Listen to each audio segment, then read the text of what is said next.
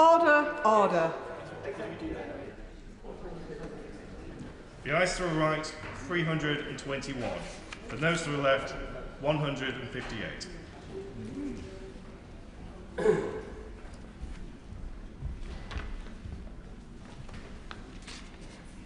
The ayes to the right were 321. The noes to the left were 158. So the ayes have it. The ayes have it. Unlock.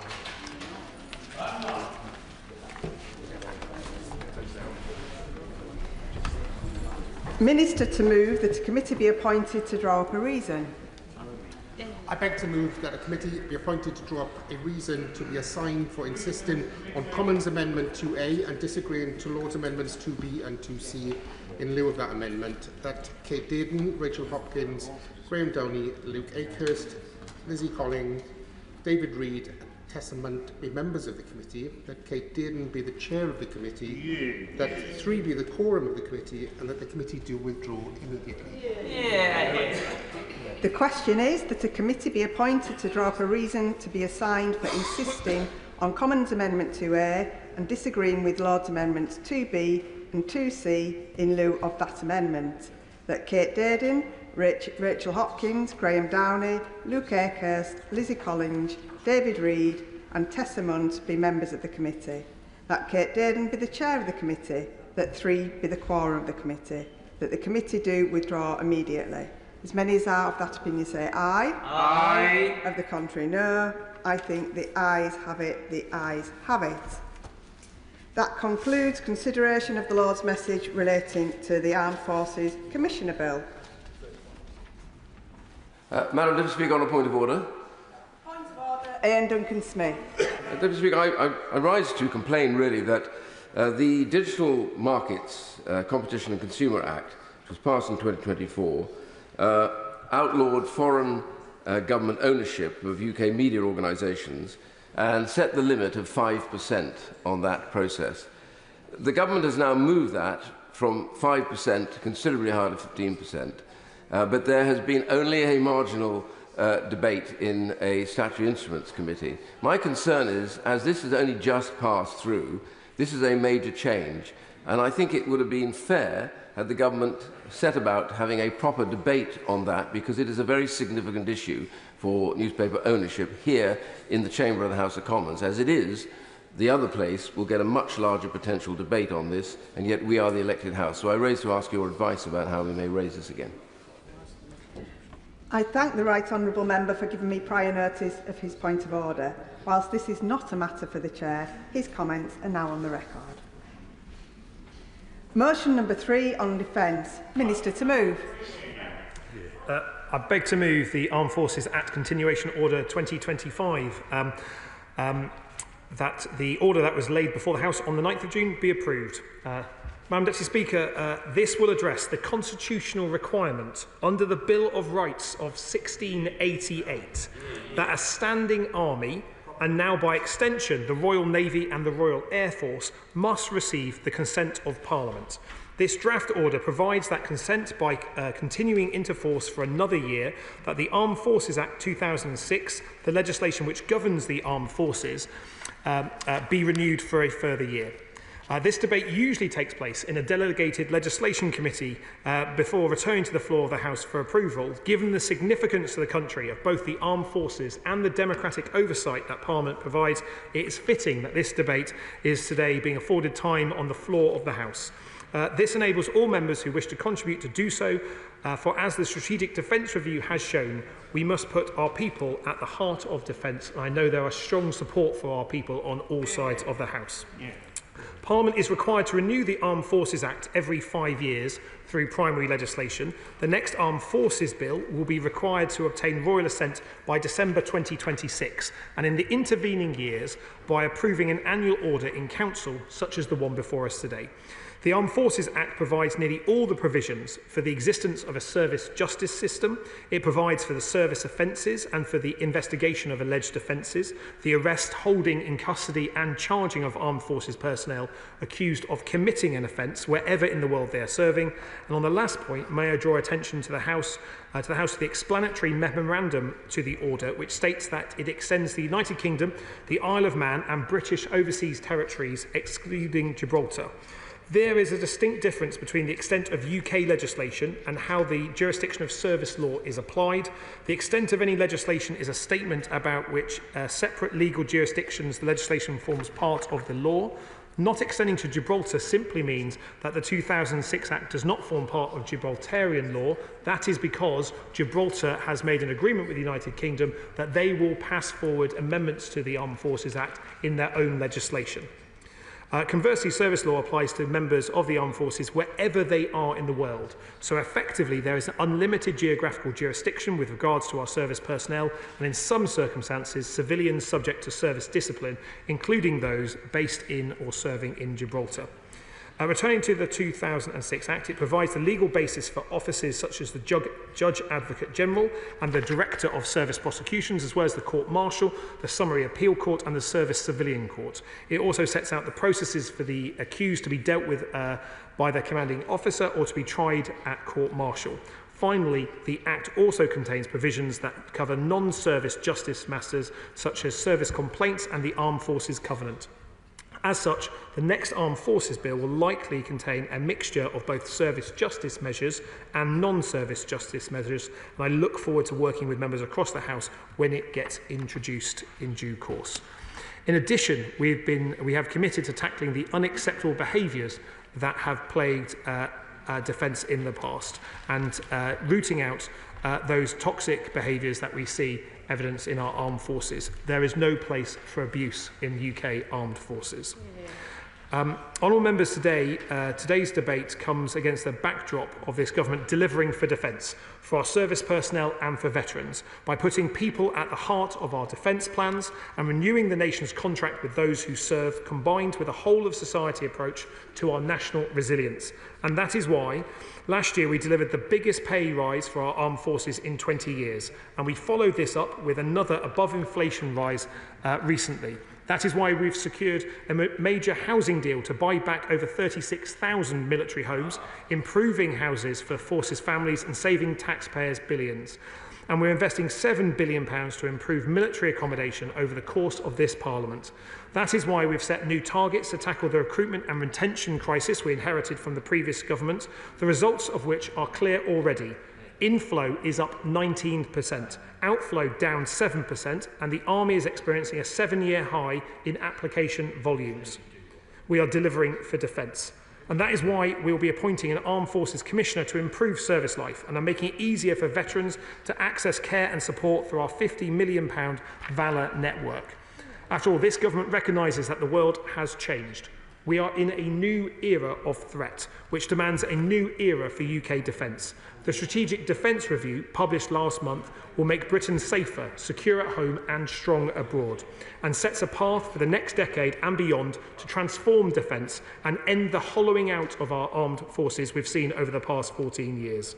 Decisive action has already been taken. We've stepped up and speeded up support for Ukraine, signed a landmark Trinity House agreement with Germany, started work at pace on a new defence industrial strategy, ensuring defence is an engine for growth, implemented the deepest MOD reform programme in decades, all of which has been underpinned by an increase in defence spending of nearly £5 billion this year, and a commitment to reach 2.5% in April 2027, 3% in the next Parliament and 3.5% in 2035, the largest sustained increase in defence spending since the end of the Cold War.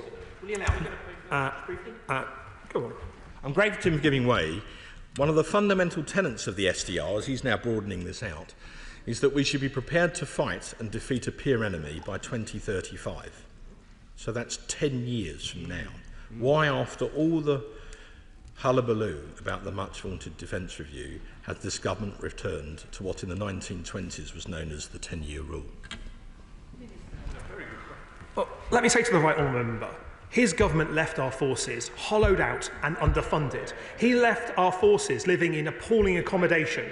He left a retention and recruitment crisis that meant that for every 100 people joining our forces, 130 were leaving. He left a situation where morale was falling each and every year for the last decade in every one of our services. We are fixing that. We're getting our defence back on track, and that is why the Defence Review sets out the journey to transform our defence. That's why the Chancellor has provided additional financial resource this year. That's why the Prime Minister supported the Defence Investment Pledge at the recent NATO summit, something I hope in due course his party will bring themselves able to do so. We need to be ready to deliver for our defences. We need to be ready to stand with our allies. That is what we are doing today. We're ending the hollowing out and underfunding. And as someone I know who values defence sometimes more than his party loyalty, as I saw in the last Parliament, I hope he would welcome that. Indeed, I hope he gets an opportunity when he stands up in a moment to do so. I'm happy to. Edward. I'm not sure there's much point in us just blaming each other on this. There are historical parallels. In 1935, we were only spending 2.5% of our national wealth on defence. There was massive rearmament following that, and there was consensus on both sides of the House. And by 1945, we were spending the best part of 50% of national wealth.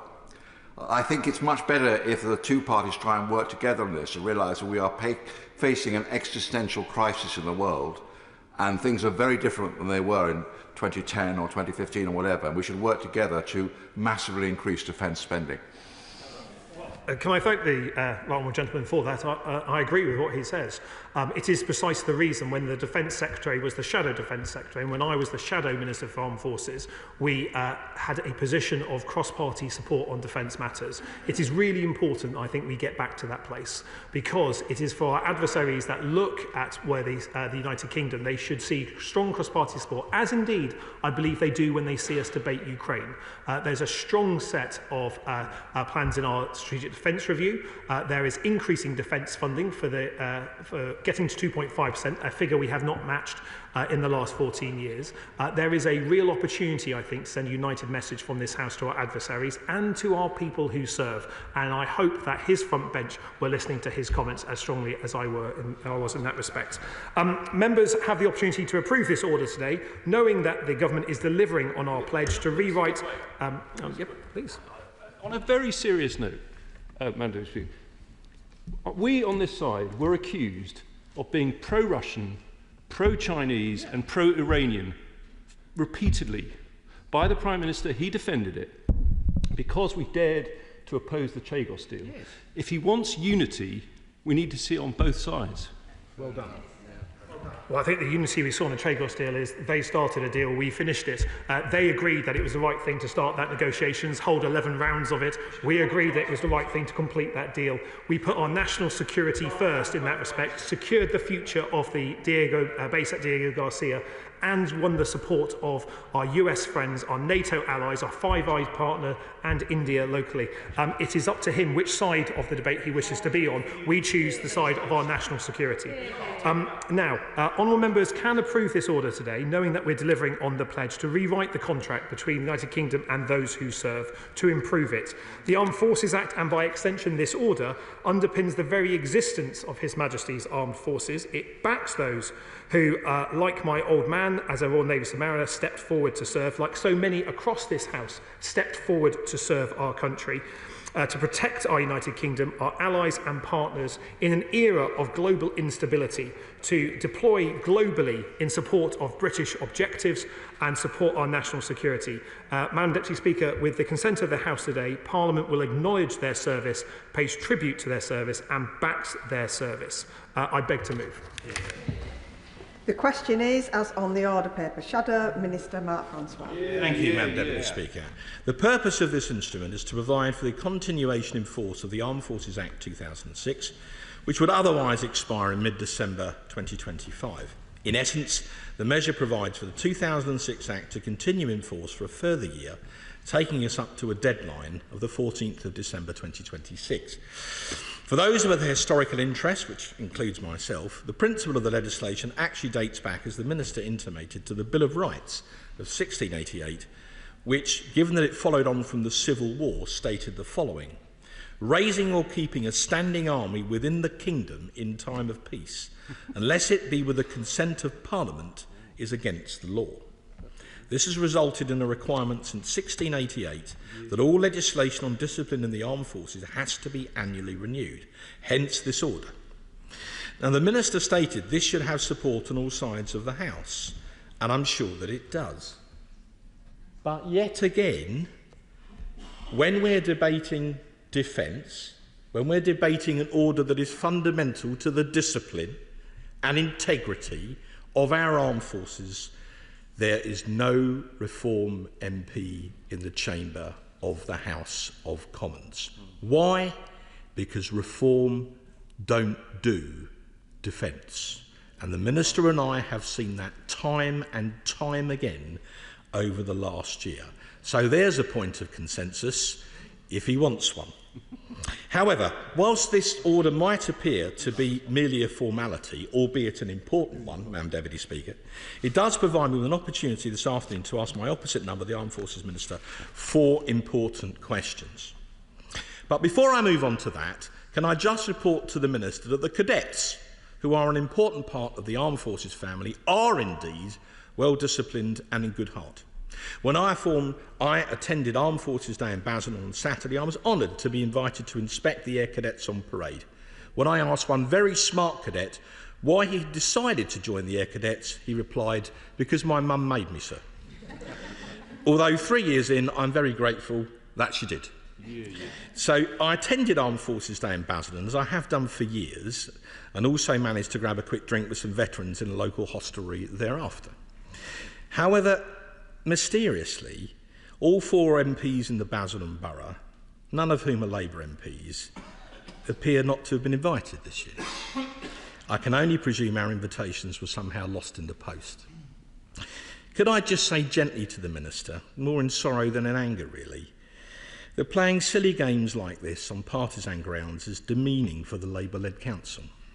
Armed Forces Day is too important for this sort of silly nonsense, and it just embarrasses Basildon Council in the eyes of the public and indeed its local MPs. So perhaps, in all seriousness, he could have a word with his colleagues on the council and just make sure that that unfortunate oversight doesn't happen again.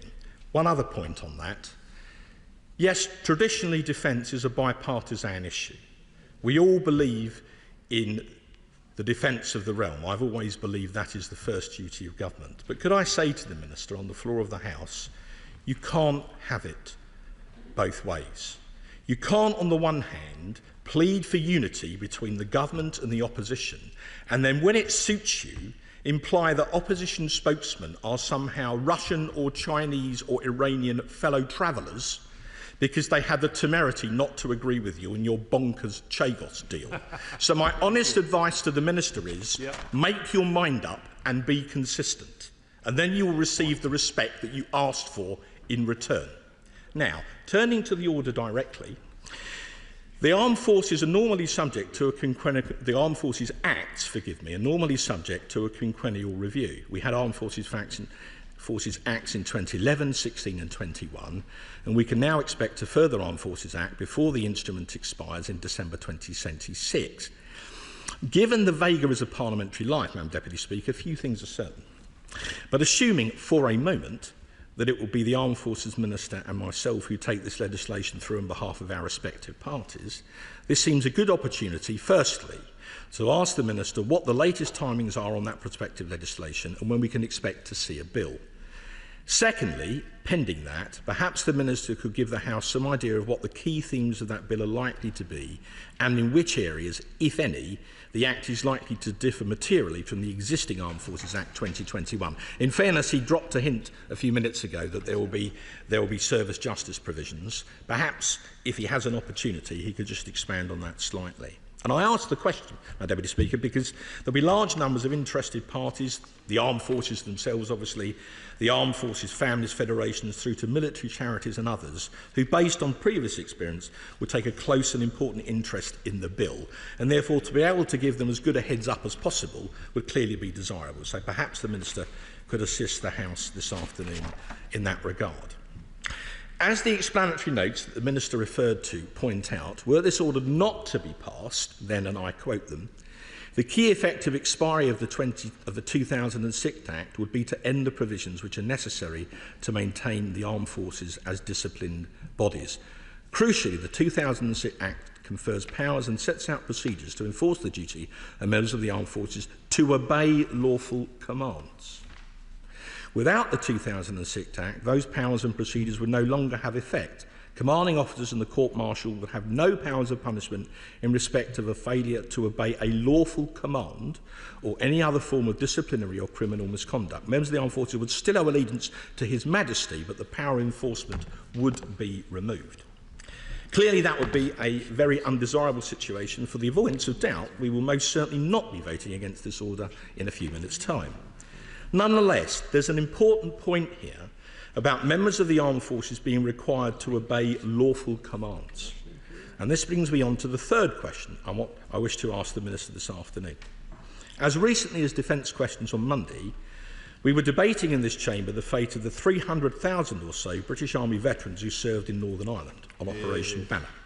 They were lawfully commanded to help uphold the rule of law in support of the Royal Ulster Constabulary, GC, now the PSNI, and to protect all people in Northern Ireland from whatever tradition they might come from heinous acts of terrorism, whether by bomb or by bullet. As the Minister will be well aware, the Government has tabled a so-called remedial order which would cut out elements of the 2023 Northern Ireland Legacy Act, thus potentially opening up some of those veterans to an endless cycle of investigation and reinvestigation. As currently drafted, the remedial order also makes it easier for the likes of Jerry Adams and his compadres to potentially sue the British taxpayer for hundreds of millions of pounds. Now, according to a press report in the Daily Telegraph yesterday and an associated PQ from the Northern Ireland Secretary, the Government has now decided to drop the part of the remedial order which would assist Mr Adams and his associates from suing the British taxpayer. Now, if that report is true, this is something on which these benches would warmly welcome. However, it still doesn't solve the problem of the potential persecution of our brave veterans who served in Northern Ireland, often being persecuted at the behest of Sinn Féin. So if it... Yes, I will, indeed. Just on that point, whenever he and other members of the Conservative Shadow Defence team bring up the question of reopening this lawfare against our veterans, government ministers always say, we will be sure to give them maximum support. To me, that implies not protecting them from the lawfare, but supporting them as they go through the process. Yes. But the process is the punishment.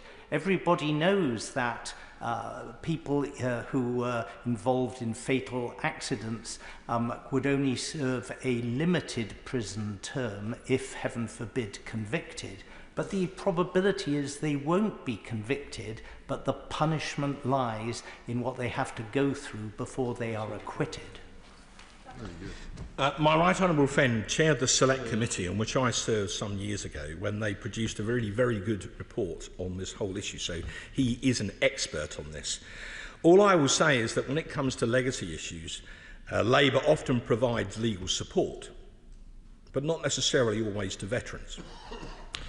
So if the Minister wishes to maintain morale in the armed forces, both past and present, something for which this order is clearly necessary, perhaps he would take this opportunity now to clarify precisely the government's position and whether or not they still intend to table a remedial order, or whether they intend now to move straight to what the Labour manifesto describes as new legislation in the whole field of legacy matters.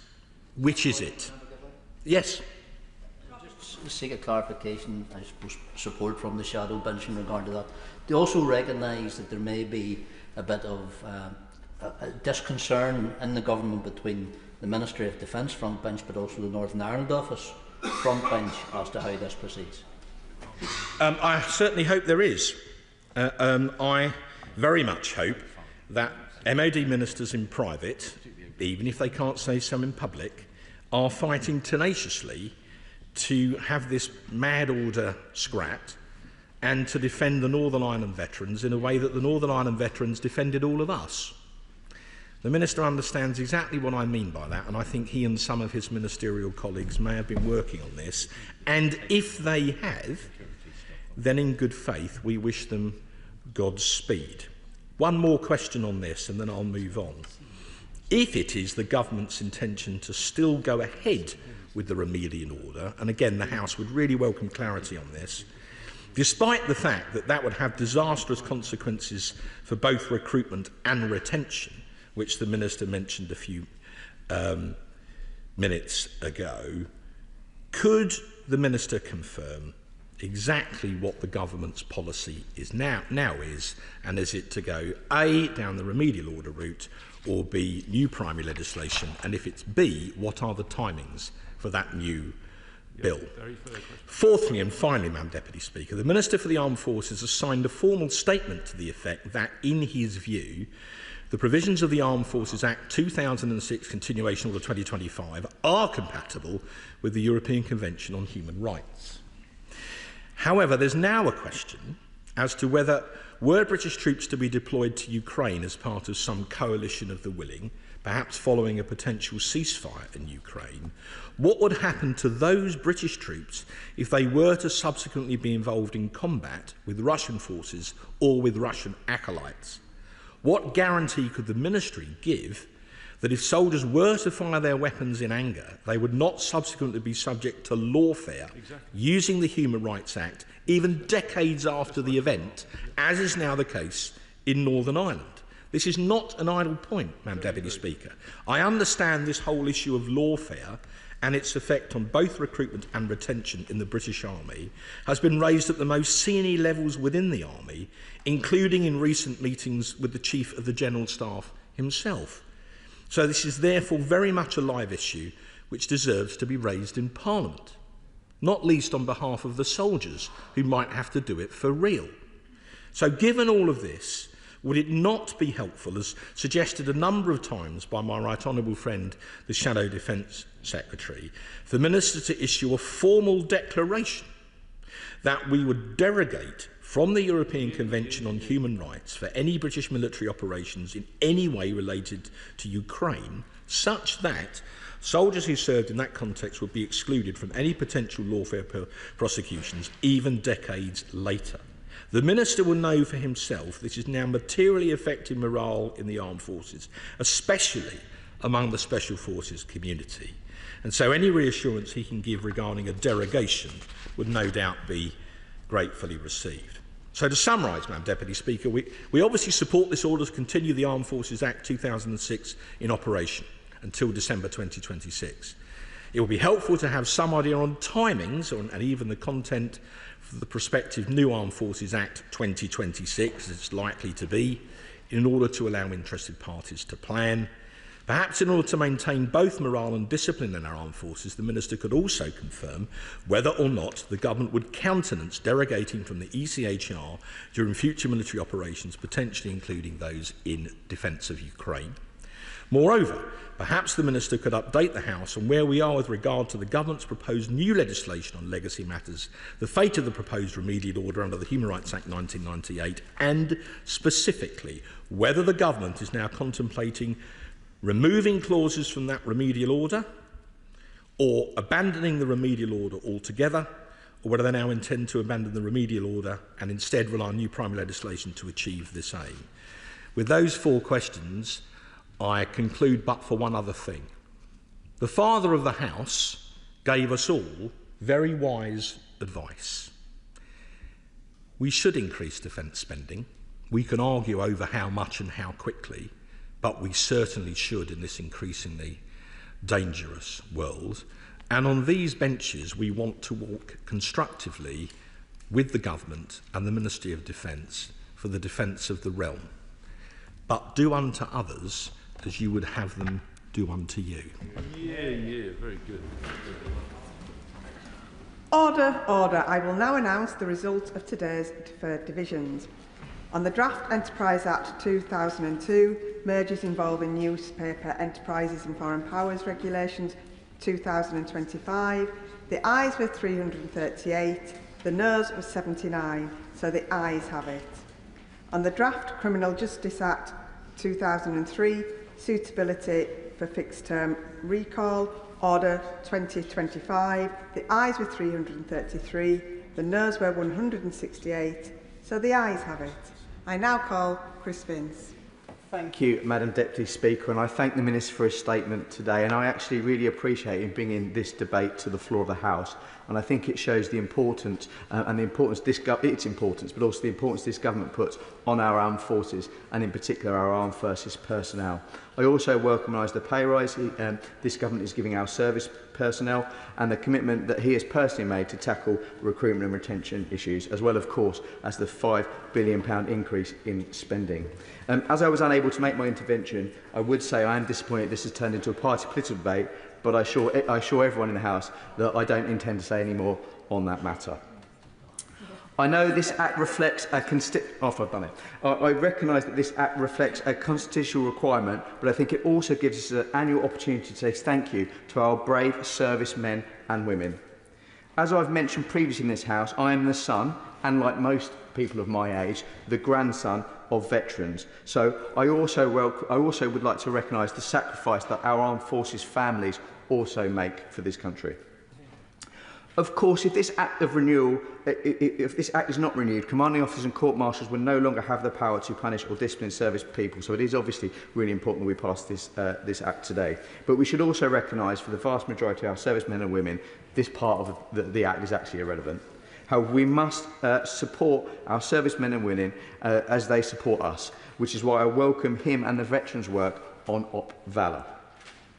As Lord Coker said in The Other Place, we inhabit a world which is more dangerous than at any time since the fall of the Soviet Union in 1991, and I think that is something that everybody in this House can reflect on.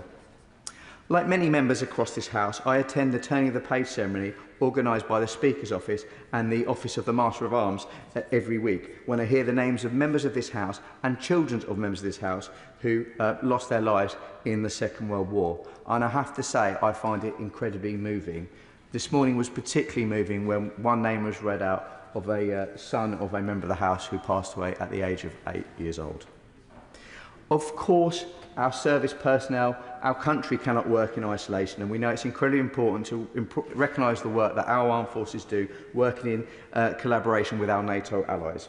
But finally, Madam Deputy Speaker, I would like to take this opportunity, first of all, to thank all honourable gallant members of this House, and I know one is about to speak, and I'm glad he's returned to his place, for what they have done in their past careers to keep us all safe. But I would also like to pay tribute to the servicemen and women of my constituency of Harlow and the UK as a whole for their continuing service, keeping us and our families safe during these increasingly troubled times. I now call Liberal Democrat spokesperson Helen Maguire. Thank you, Madam Deputy Speaker. Today's motion may appear procedural, but it sits at the heart of how we govern our armed forces and, by extension, how we uphold parliamentary democracy and the rule of law. Under the Bill of Rights 1688, a standing army in peacetime must be consented to annually by Parliament. This annual renewal is not just constitutional housekeeping, it's a clear democratic statement that power in this country derives from Parliament and that our armed forces serve under law, not above it. Hear, hear.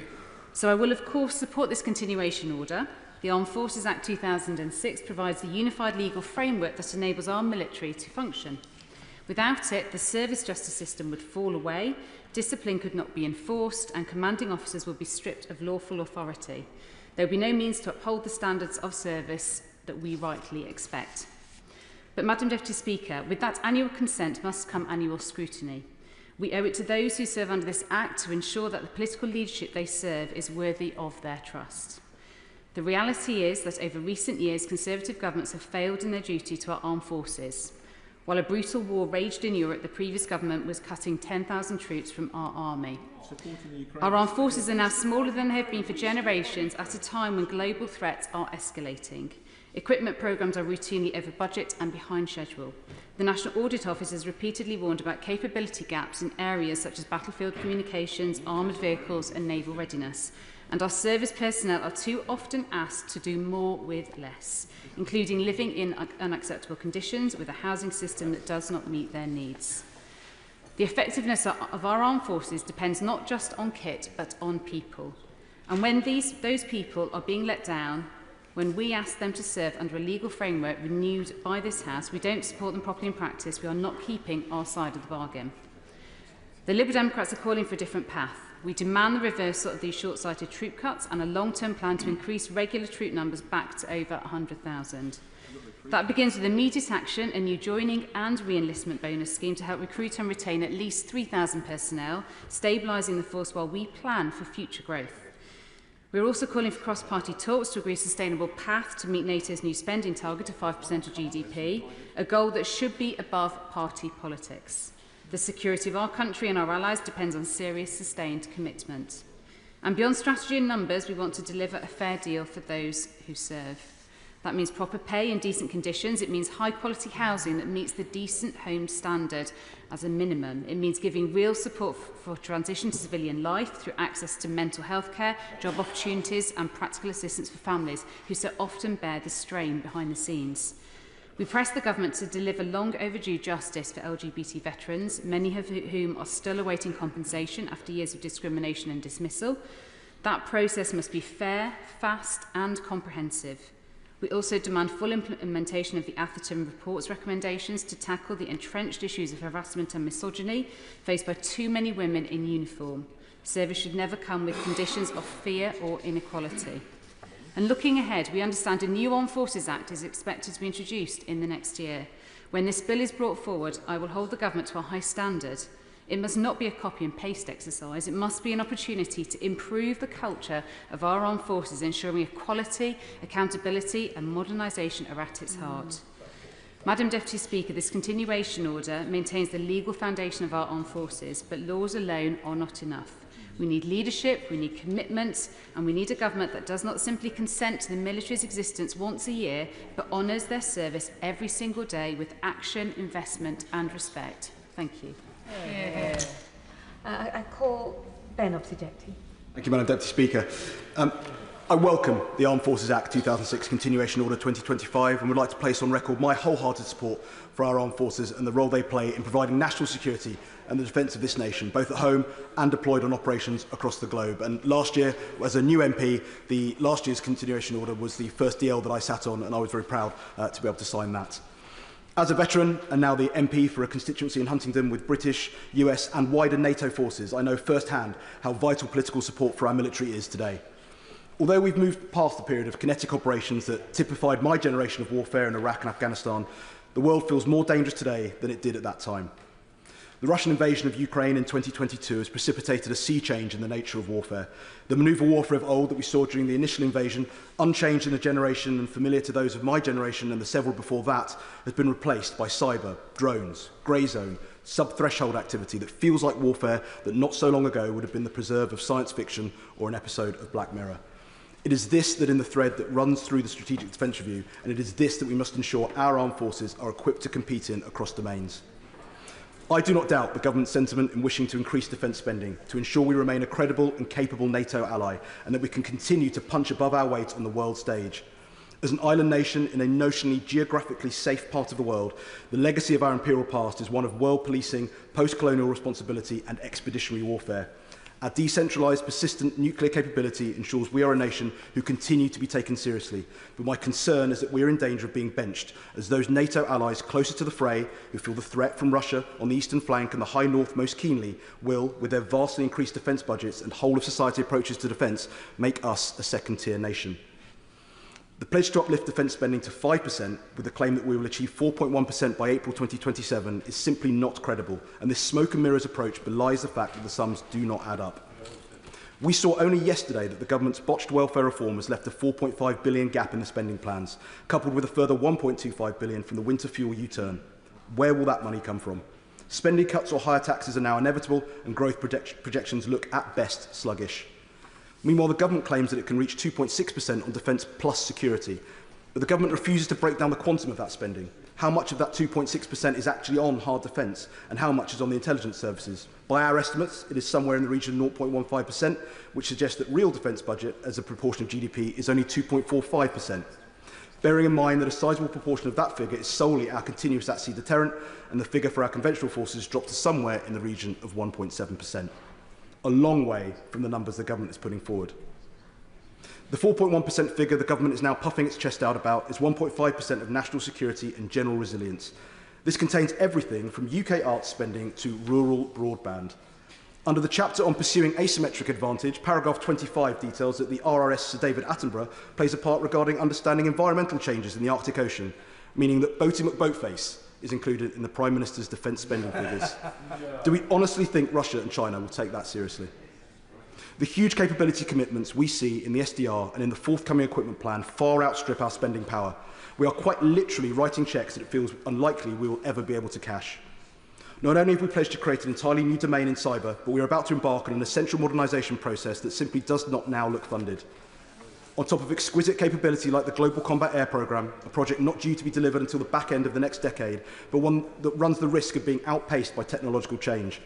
In 20 years' time, will a 6th-generation fighter need to be crewed? It may in 2040, but GCAP's out-of-service date is likely to be beyond 2070. Do we honestly believe that crewed aircraft will be relevant by then, let alone how we will deliver the loyal wingmen in the system of systems that forms part of it? Drones are clearly the future of warfare, and whilst we continue to use Ukraine as the proving grounds for new capability against a near-peer adversary, the British Army should be on the front foot, rapidly equipping and training with drones, rather than using esports as the only drone warfare training of note. I see the Minister there taking notes. Whilst he's writing stuff down, I would suggest that a two-stage warhead, a la Javelin, on an FPV drone is surely the next-generation anti-armour capability we need, thus consigning enfilade fire from a defilade position to a thing of the past, despite my own anti-tank roots.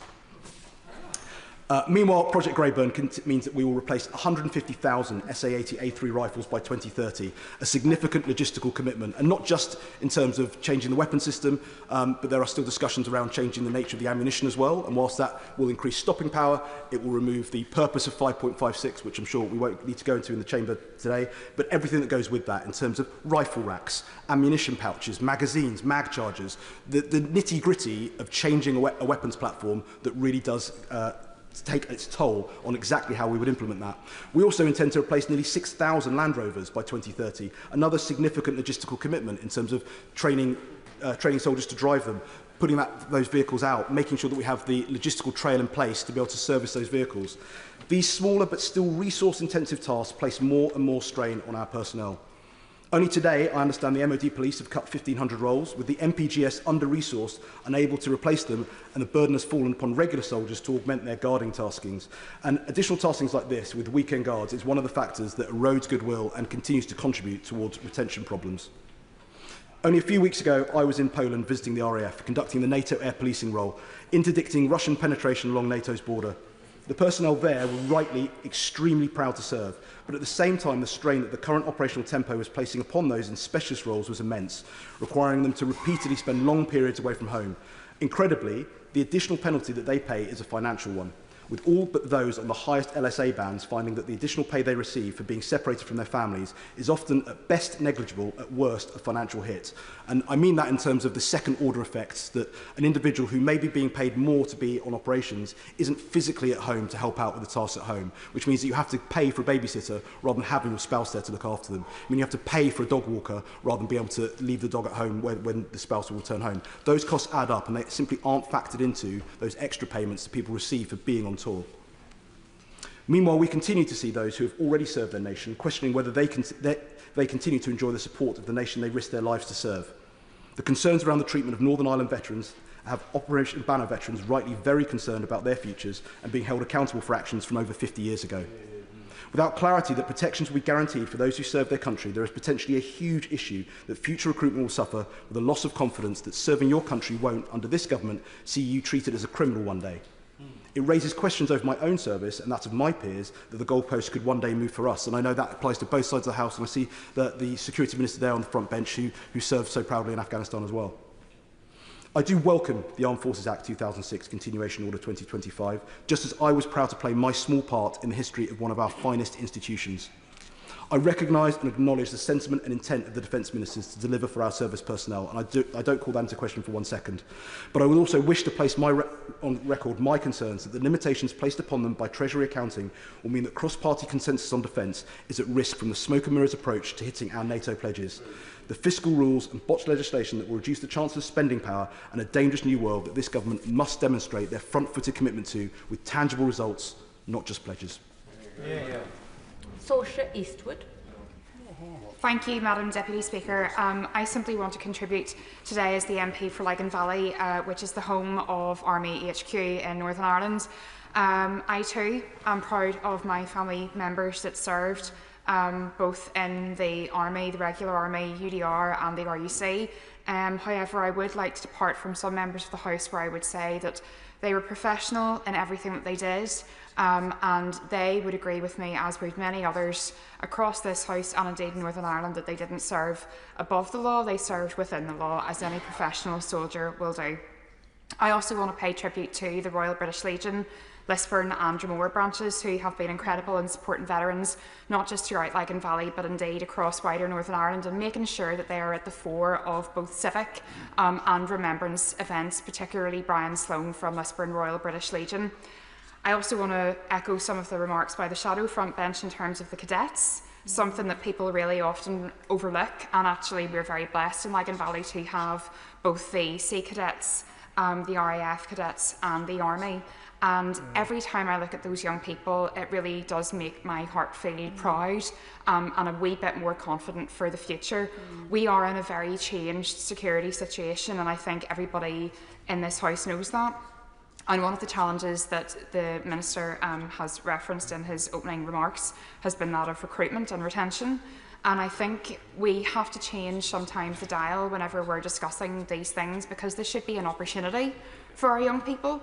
I often hear young people maligned and marginalised, but actually those are the young people that are going to be our engineers of the future, our strategic ops planners of the future, and really are desperately wanting to find meaning sometimes in life and wanting to find that through service. And I think that's exactly what the cadets provide.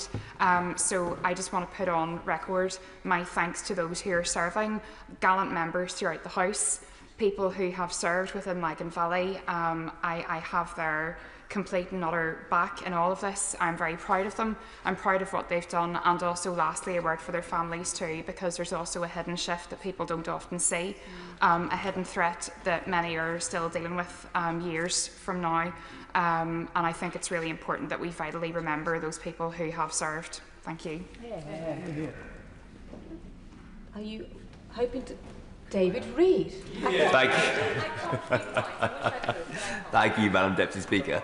I rise today to raise an important point that has been reported in the media over the last 24 hours.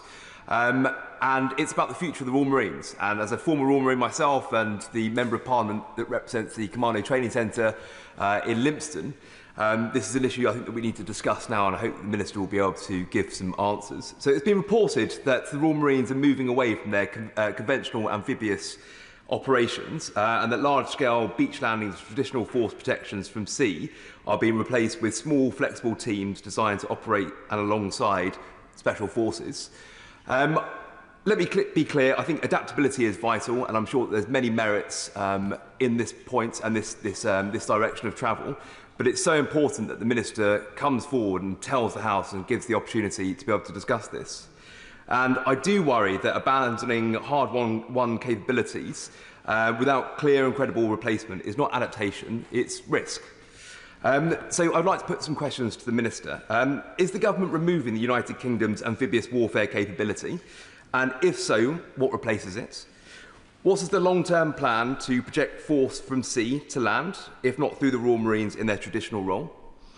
The multi-role support ships that are meant to underpin this new commando force concept, we have no delivery dates, there's no detailed plan and no answer on whether it will be a genuine operational flexibility or a simply scaled-back presence. Will the MRSS be able to deploy full commando units at scale in high-threat environments, or is it designed purely for small team operations? And if the latter, is that now the full extent of our national amphibious ambitions? And then this goes on to the issue around Special Forces support. I know it's an issue that we can't really discuss in the Chamber. We have the Security Minister who served the Special Forces support group, so I understand that we won't be able to discuss it in great detail.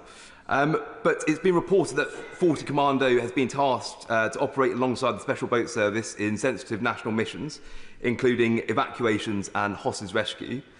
So what does this mean for the Royal Marines' contribution to the Special Forces support group? Is the SFSG being restructured or reassigned? Madam Deputy Speaker, I think this goes into a deeper point, especially to our NATO allies, and if we are talking in the Strategic Defence Review about being NATO first, NATO have long counted on the UK's high-end amphibious expertise. It matters to our national resilience in a world where rapid deployment from sea is often the only option. And above all, it matters to the men and women who serve and who deserve clarity about their future roles, mission and identity. So I urge the Minister to come forward with honest, detailed answers, not slogans or spin, but clarity on capability, posture and intent. Because, Madam Deputy Speaker, defence policy cannot be made in stealth. Final contribution from Mr Robin Swan. Thank you very much, Madam Deputy Speaker, and can I thank the Minister for bringing forward this order in the House today.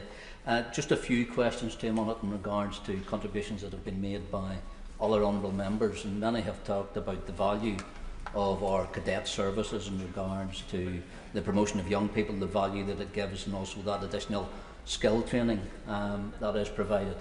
It was concerning when I met some of the cadets in Northern Ireland that some of their senior officers were actually reporting that there was a fall in their core support, their core financial support, the core grant that they receive from the Ministry of Defence.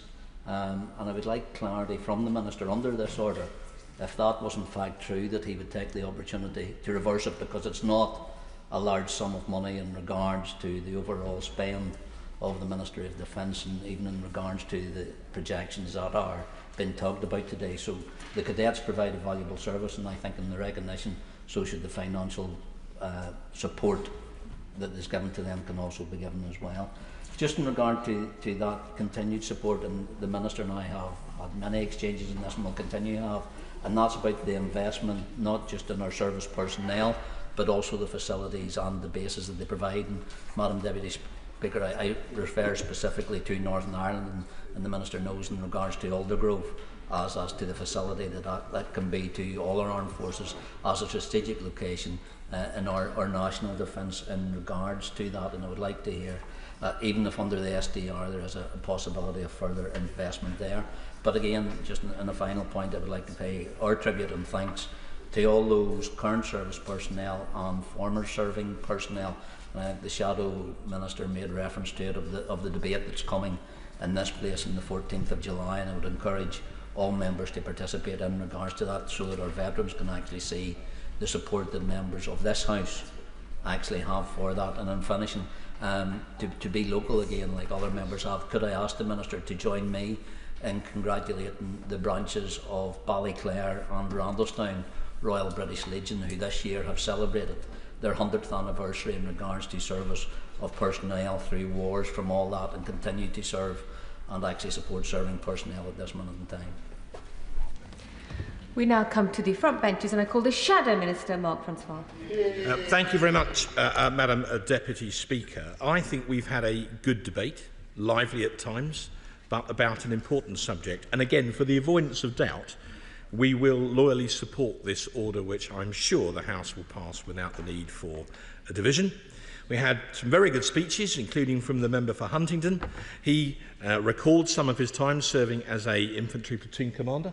I too had that same honour, although in my case as a Cold War reservist rather than as a regular in his.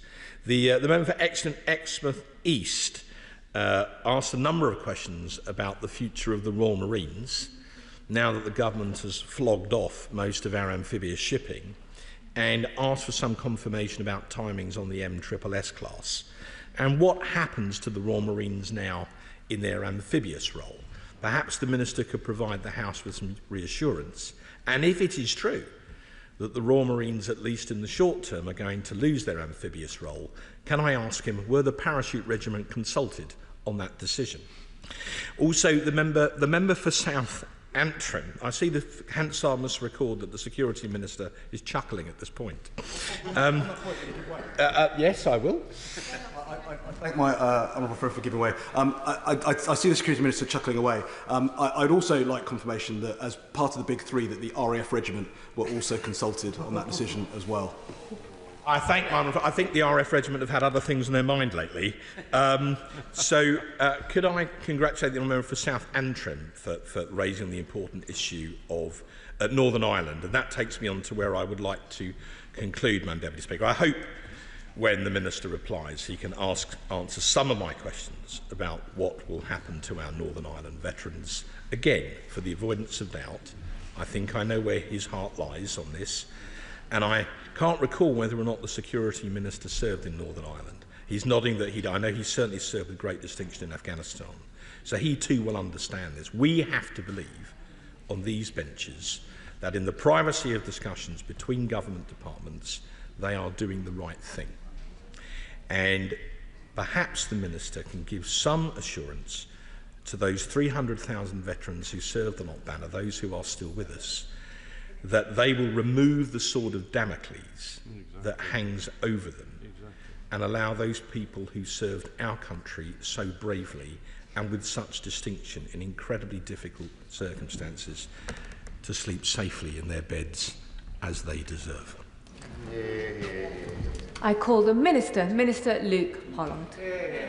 Thank you, Madam Deputy Speaker, and can I thank all members for their contributions to this debate. It was a good one. I'll refer very briefly, if I can, in closing to a number of the issues that have been raised. First, Madam Deputy Speaker, I detect strong support for our armed forces on all sides of the House, so I hope there won't be a division very shortly, and that is good to see. I think this debate has shown actually the merit in holding the annual order on the floor of the House, but I suspect I will need to have a word with the Leader of the House and the whips before I commit to any future ones of those, because that is definitely outside my swim lane. Can I thank the member for Logan Valley in particular for talking about cadets? It is absolutely right that we invest more in cadets, and that is why the Strategic Defence Review set out our ambition to increase the size of our cadet force by 30%.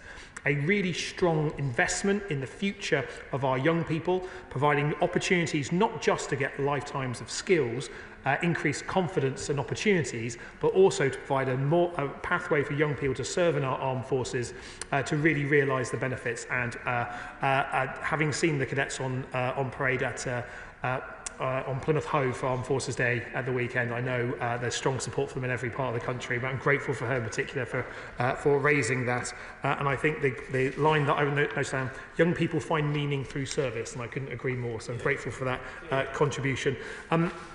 In relation to the Shadow Minister who asked me a number of questions, we have to renew the Armed Forces Act every 5 years. That will be renewed in the proper way. We're looking at what is necessary to update that legislation, especially as it would be coming after the publication of the Strategic Defence Review. He will be familiar that the Strategic Defence Review made the case for a Defence Readiness Bill as part of that, and we are looking across all those details, and I can reassure him that as part of the commitment that we have shown, indeed with the wide consultation that we've undertaken with the Armed Forces Commissioner Bill, that we will continue that in that spirit for future legislation. In relation to that, he may have missed it, but just before Prime Minister's questions today, it was Northern Ireland questions, and I believe the Northern Ireland Secretary at the dispatch box raised a number of the issues, or replied to some questions on the number of issues he spoke about, so I might refer him to those remarks, because as he will know, if only because I say this every time he asks me a question on it, these are matters for the Northern Ireland Office, but clearly Defence has strong equities and views on these matters as well. Go on. I was watching Northern Ireland questions. From memory, the Northern Ireland Secretary said they would address this through primary legislation, but he gave no indication of any kind as to what happens to the outstanding remedial order. So if they can't answer that today, perhaps the Minister or the Northern Ireland Office could write to us and tell us where we stand. As he will know, because I have had a similar conversation in a variety of different formats in recent weeks, as a matter for the Northern Ireland Office, the policy intention is to repeal and, importantly, replace the Unlawful Legacy Act. It's been found to be unlawful. It doesn't enjoy community support. It does need to be repealed and replaced, and any government that was elected in July would have to do that. Happy to. I'm very grateful to him for allowing me to intervene again. I just want to say to him, this point about not enjoying community support, when we were having these debates in great detail, the highly divided communities would always stand up and say how this was unacceptable and how that was unacceptable, and then quietly they would come up to us, their representatives, and say, for goodness sake, go on doing what you're doing. So you may have some legal, the Minister may have some legal problems to overcome, but let him not be fooled by what is said in public about what really needs to be done. Minister. I thank him for his contribution, and indeed it is a matter that my colleagues in the Northern Ireland office follow closely on this one, as they're the lead department with responsibility for the repealing and replacing of the Legacy Act, and I'm certain that he will continue making suggestions in that way. It's not for me to make announcements on the Northern Ireland office behalf, but I am certain they will have listened to the Right Honourable Gentleman and what he has had to say in relation to this. I'm also grateful for the remarks from the member for Huntingdon, who I believe I told him just before this, I look forward to seeing him on the front bench in a shadow defence role very soon. I have to say, as he knows, I'm a big fan of what he has to say, and I do like the way that he brings his military expertise and a certain good defence nerdery, which as a defence nerd on this side I appreciate very much so, in relation to that. But perhaps I would just say politely to him that the experience that I have seen from engaging with our allies on NATO's eastern flank, from Finland, the Baltic states, and all the way down through passing Belarus and others, is that the nations there value the relationship with the United Kingdom even more in over the recent past year. We have strong relations with the JEF nations of Northern Europe, and we continue to have deeper relations with our Baltic friends, including enhancing the forward land force that we have in Estonia, and our cooperation and support for Latvia and Lithuania at this time. So I don't recognise the concern, but he's right to raise it, if only to allow me to put that on the record, that we have strong support from those nations, and indeed we strongly support them in wanting to be sovereign and free from Russian aggression. I would politely say to him that Sir David Attenborough does provide a really important presence in the Antarctic region, and he will know, if he hasn't yet discovered polar region nerdery, can I recommend that to him, because the presence that both HMS Protector, our ice ship, and also the Sir David Attenborough provide there is not only really important presence, support for our Arctic missions and Antarctic missions, but also help us honour our obligations under the Antarctic Treaty, which is a really important part of the rules-based framework for the protection of the Antarctic, which is really important. Happy to. Well, I thank the Minister for giving way. On that point about the Arctic and HMS Protector, what plans do we have to procure an actual icebreaker in order to increase our footprint in that region? Minister. Oh, I knew he was tempted to go into polar nerdery, and so I'll be very happy speaking to him about some of those aspects. Clearly, when it comes to some of the provisions of our ships and capabilities in there, it's not just an MOD matter, it's one that we share, in particular with our Foreign Commonwealth and Development Office colleagues, but I'm happy picking that up with him, certainly. I'm not certain he's right on everything he said on drones, but nonetheless, he is certainly right when he says drone warfare has fundamentally changed how warfare is conducted. And when it comes to defence spending, I'm very proud that we have a plan to return to 2.5% of defence, a figure not met since 2010. And we do need to spend more on defence because we live in more dangerous times. The member for Harlow spoke about the sacrifice that armed forces families make, and he's exactly right to do so. It's something that we should not forget. Indeed, that is the reason why in the Armed Forces Commissioner Bill we deliberately extend the powers of the Commissioner to have a requirement to engage with the family members of armed forces of our people who serve, which is really important. And I'm grateful for the member for Epsom Ewell for her contributions. Can I say to her that we do indeed have a government that honours the service of our armed forces every day. I'm very proud to serve within it. But she's also right to raise the issue of LGBT veterans. She will know that the prioritisation that we've decided as ministers is that the initial payments, as we stand up the system to make payments, should be directed at those people who are over 80 or facing a terminal condition. We have completed that work. That was the right prioritisation in the first instance, so justice can be done with those folks who may not see many more days. We're now standing up that wider system so we can process that wider set of payments that we've committed to do, and we'll continue to do so. Finally, Madam Deputy Speaker, just in relation to the questions from the member for Exeter and Exmouth East, the Future Commando Force strategy that was published under the last government did indeed move away from full commando assault to small raiding parties. That was the extent policy of the last government. Because of that, I'd be happy speaking to him about it. We have a strong commitment to the amphibious role of the Royal Marines. We have a commitment to MRSS that was in the Street Defence Review. Be very happy speaking to him further on this as an MP who has a Royal Marine base in my constituency, as indeed he has in his. I'm going to have to conclude, I'm afraid, in terms of time, but I'm very happy meeting him to discuss this further. But I can reassure him that the Royal Marines has a very bright, strong future in our armed forces. Go on then. Madam Deputy Speaker, I think this raises a more fundamental question. Just like the release of the Strategic Defence Review to trade bodies, to the press beforehand, we're reading about this in the press, but not having the opportunity to discuss this in Parliament. So I welcome the offer to have a conversation about it with the Minister, but why can't we have the conversation in the Chamber now? Thank you. Well, if I can refer him to all the debates I called on the future of the Royal Marines under the last government to make the case that the Royal Marines had a bright future when I was indeed sat on opposition benches.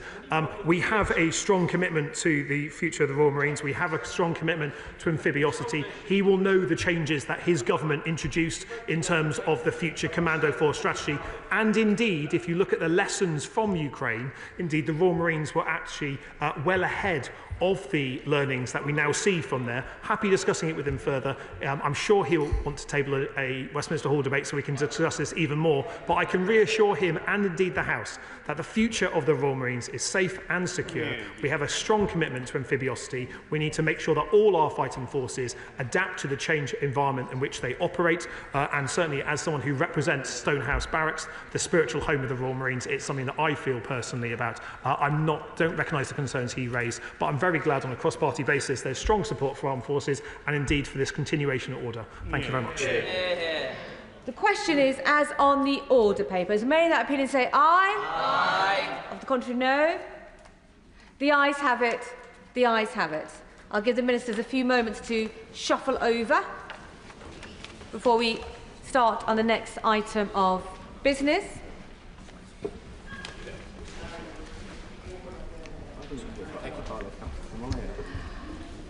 Motion number 4 on prevention and suppression of terrorism. Minister to move. Minister Dan Jarvis. Thank you, Madam Deputy Speaker. I beg to move that the Terrorism Act 2000 Prescribed Organisations Amendment Order of 2025, which was laid before the House on the 30th of June, be approved. I'm grateful to the House for its consideration of this draft order, which will see 3 distinct groups prescribed. They are Maniacs Murder Cult, Palestine Action, and the Russian Imperial Movement. I'm going to make a bit of progress. I think it is not unreasonable. The prescription of these 3 organisations will reaffirm the UK's zero-tolerance approach to terrorism, regardless of its form or underlying ideology. Now, first, Madam Deputy Speaker, it may be helpful if I set out some background to the prescription power. To prescribe an organisation, the Home Secretary must reasonably believe that it is concerned in terrorism. This means that the organisation commits or participates in terrorism, it prepares for terrorism, it promotes or encourages terrorism, or it is otherwise concerned in terrorism. Some 80 terrorist organisations are currently prescribed under the Terrorism Act of 2000. Prescription is, rightly, ideologically neutral. It judges an organisation on its actions and the actions it is willing to deploy in pursuit of its cause. The UK's definition of terrorism was established in law a quarter of a century ago, and it has stood the test of time and extensive scrutiny since. I'll make a little bit of progress and then I will give way. It has 3 limbs. 1, the use or threat of action must reach a certain level of seriousness, such as serious violence or serious damage to property. 2, the use or threat must be designed to influence a government or intimidate the public or a section of the public. And 3, the use or threat must be made for the purpose of advancing a political, religious, racial or ideological cause. Successive independent reviewers of terrorism legislation have upheld the UK's terrorism definition as effective and fit for purpose, even as the threat from terrorism has evolved. I'll give way in just a moment. Madam Deputy Speaker, prescription is one of the most powerful counter-terrorism tools available to government. Any decision to prescribe is taken with great care and following rigorous consideration, as noted by Jonathan Hall KC in his report on the operation of the Terrorism Act of 2022. I will give way to the right honourable gentleman. Jeremy Corbyn. Minister for giving way, and I'm grateful to him for that.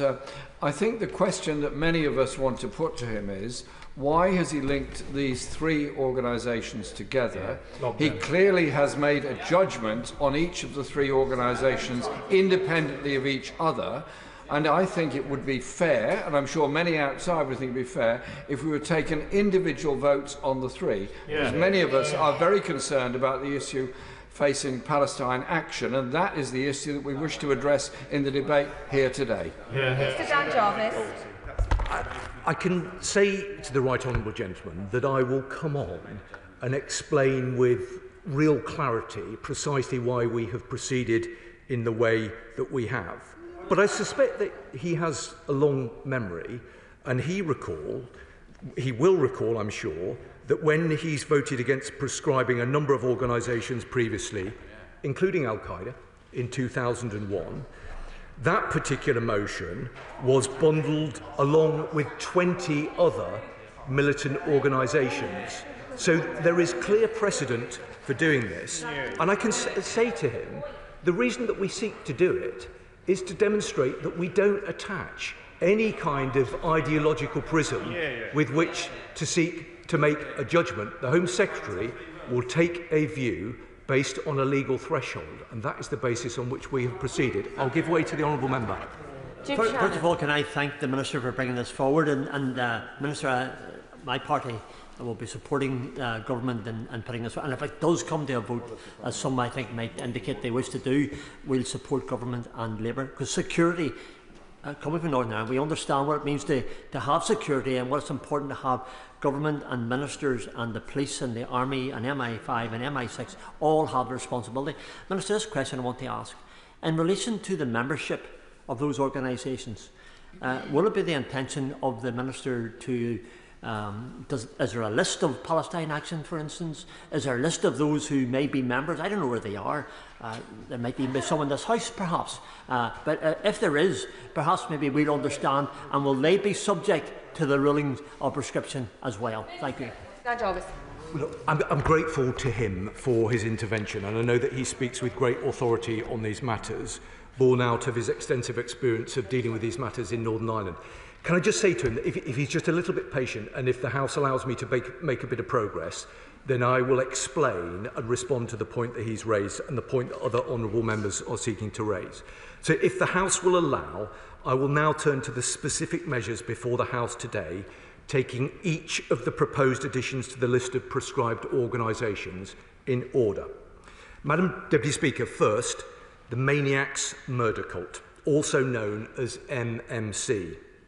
MMC is an insidious, white supremacist, neo-Nazi organisation that operates online and across borders.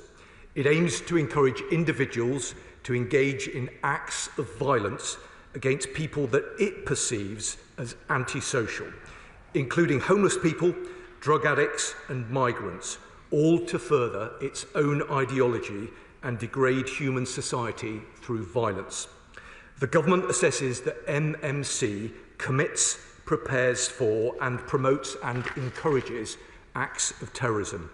MMC members and leaders have claimed a number of violent attacks globally that were committed in pursuit of the group's aims. MMC supplies instructional material that could increase the capability or motivation of an aspiring attacker including a guide which provides information on how to fatally attack someone with a knife and use a vehicle as a weapon.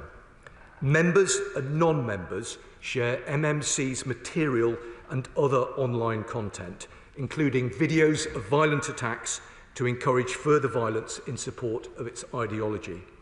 On the 22nd of May, a 21-year-old Georgian national, considered to be one of MMC's leaders, known as Commander Butcher, was extradited to the United States and is set to stand trial in New York for soliciting hate crimes and acts of mass violence.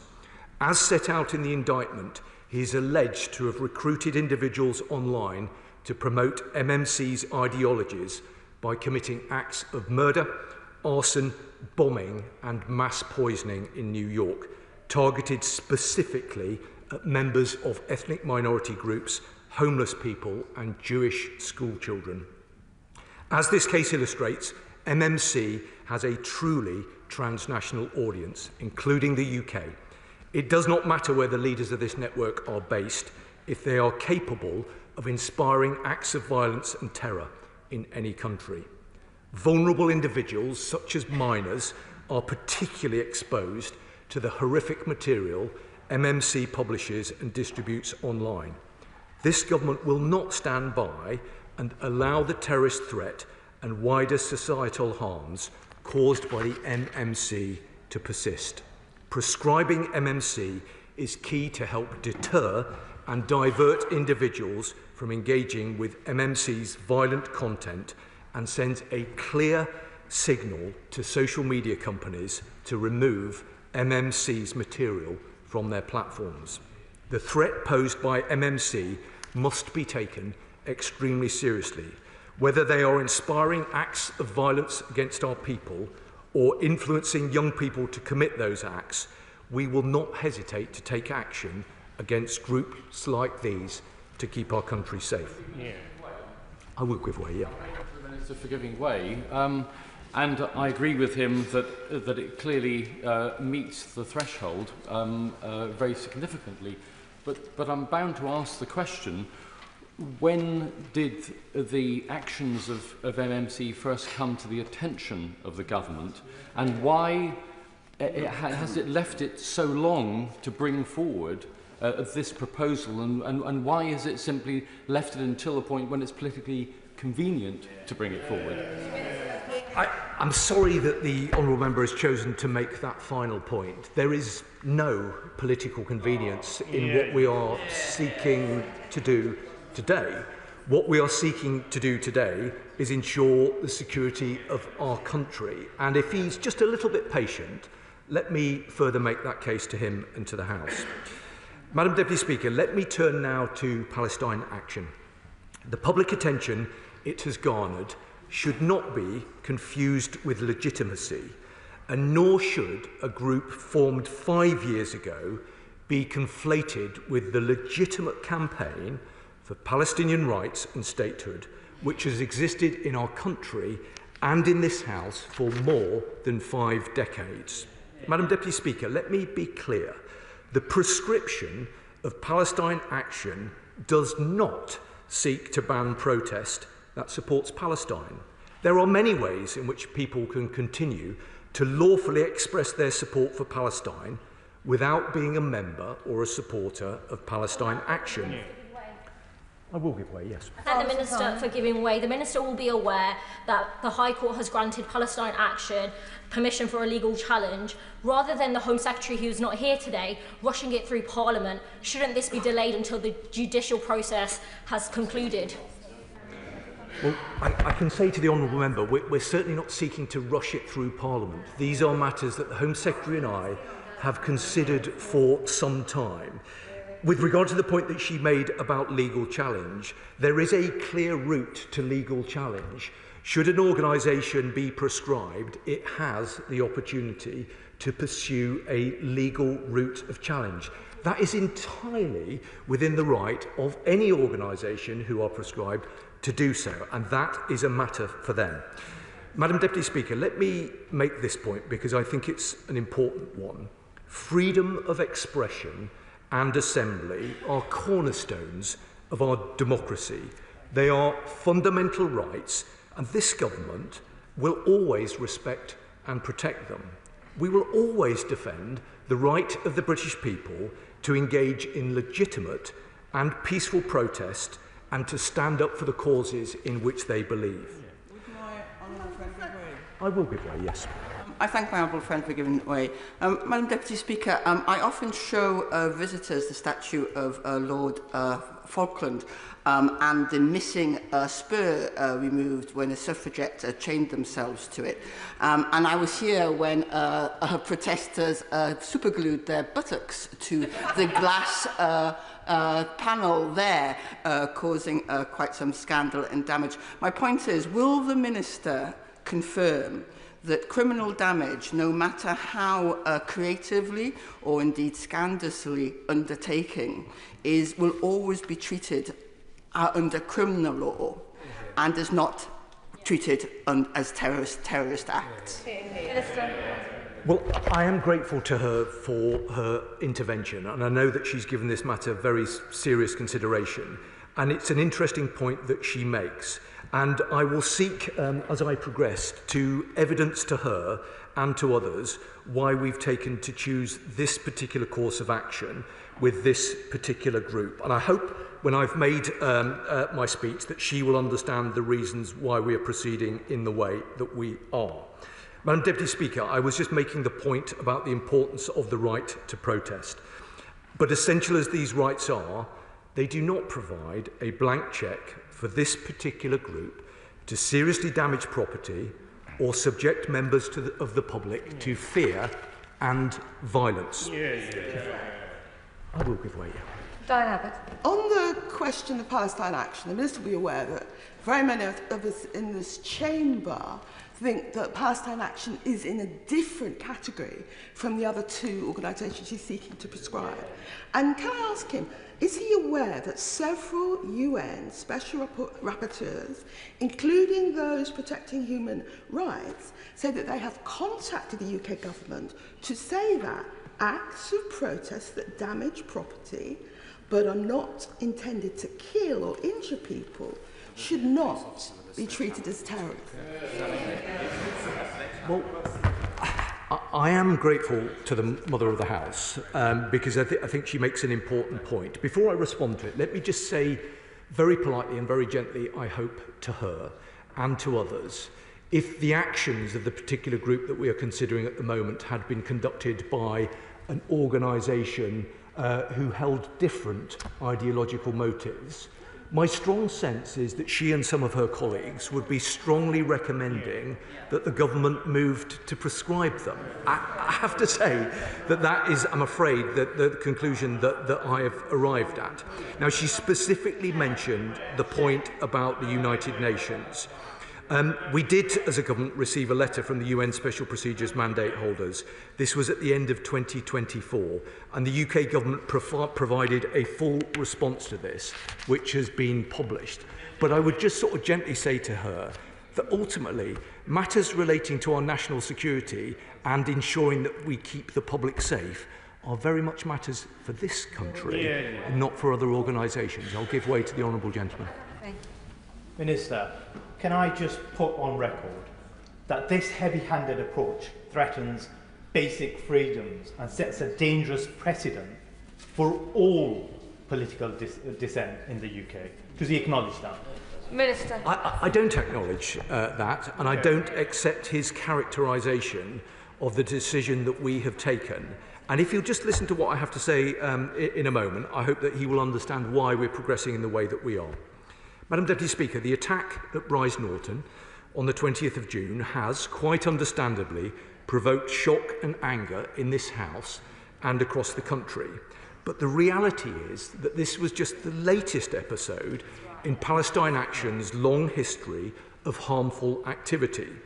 Palestine Action has orchestrated a nationwide campaign of property damage featuring attacks that have resulted in serious damage to property and crossed the threshold from direct criminal action into terrorism. And I hope that goes some way to responding to the point that my honourable friend made just a moment ago.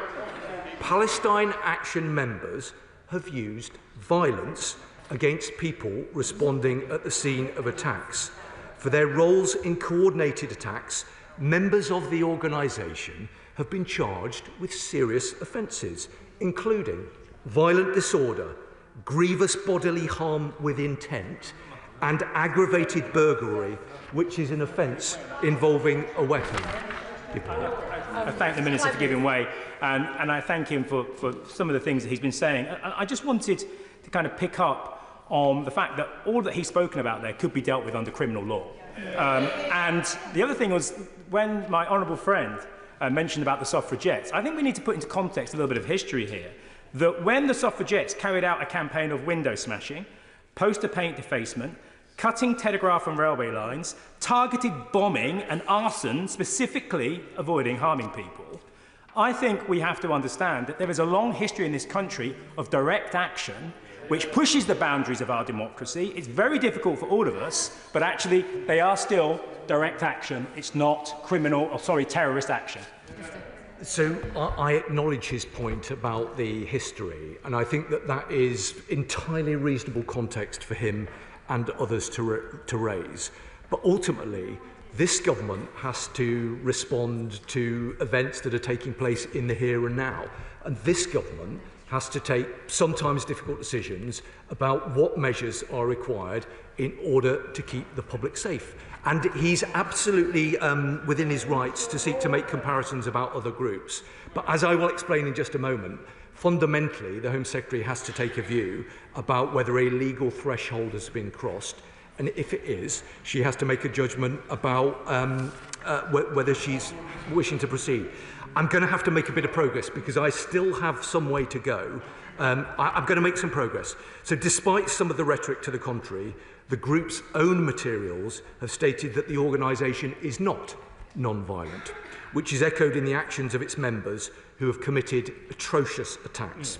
Having carefully considered all the evidence, the Home Secretary has concluded that Palestine Action is concerned in terrorism and should be prescribed.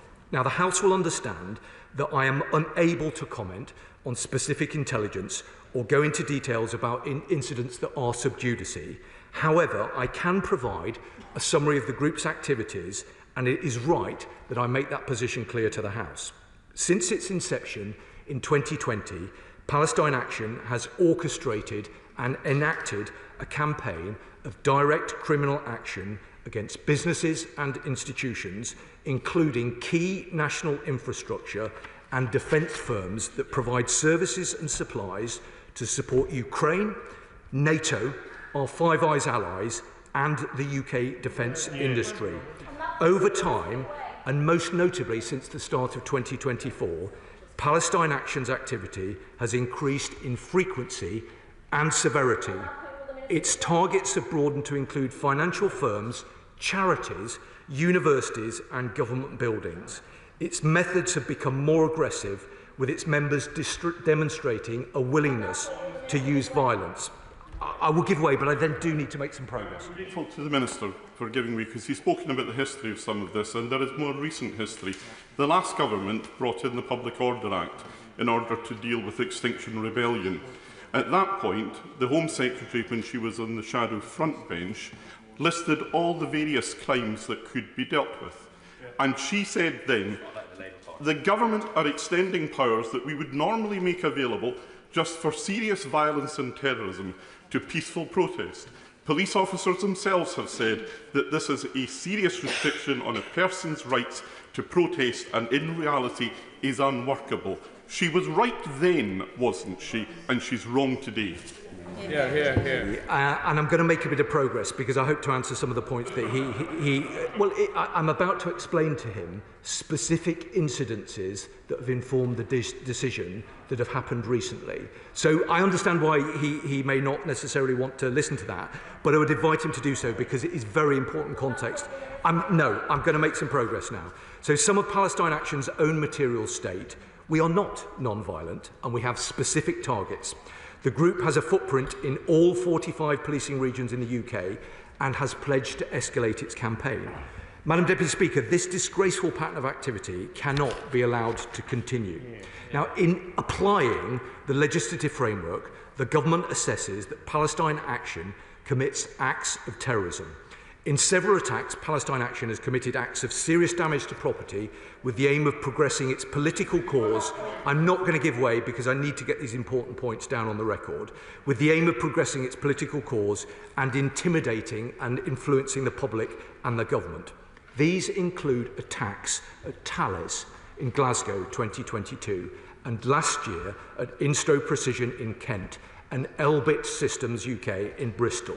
In such attacks, Palestine Action members have forced entry onto premises armed with a variety of weapons and damaged or demolished property, causing millions of pounds worth of criminal damage. As the House has heard, Palestine Action members have used violence against people responding at the scene. Now, during Palestine Action's attack against the Thales defence factory in Glasgow in 2022, the group caused over £1 million worth of damage, including parts that are essential to our submarines. Palestine Action caused panic amongst staff who feared for their safety as pyrotechnics and smoke bombs were thrown in the area where they were evacuating. The sheriff, when passing custodial sentences for the perpetrators, said, and I quote, "Throwing pyrotechnics into areas where people are being evacuated could hardly be described as being non-violent." The government also assess that Palestine Action prepares for terrorism.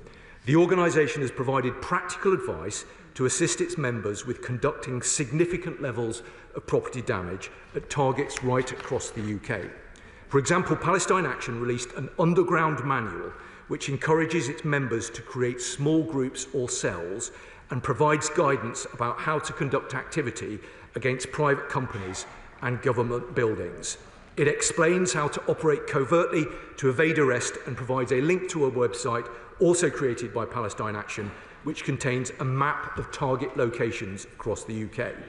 And the government assesses that Palestine Action promotes and encourages terrorism.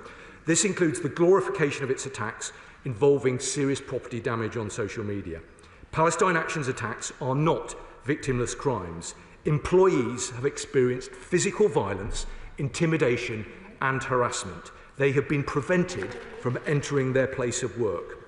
We would not tolerate this activity from organisations motivated by Islamist or extreme right-wing ideology, and we cannot tolerate it from Palestine Action.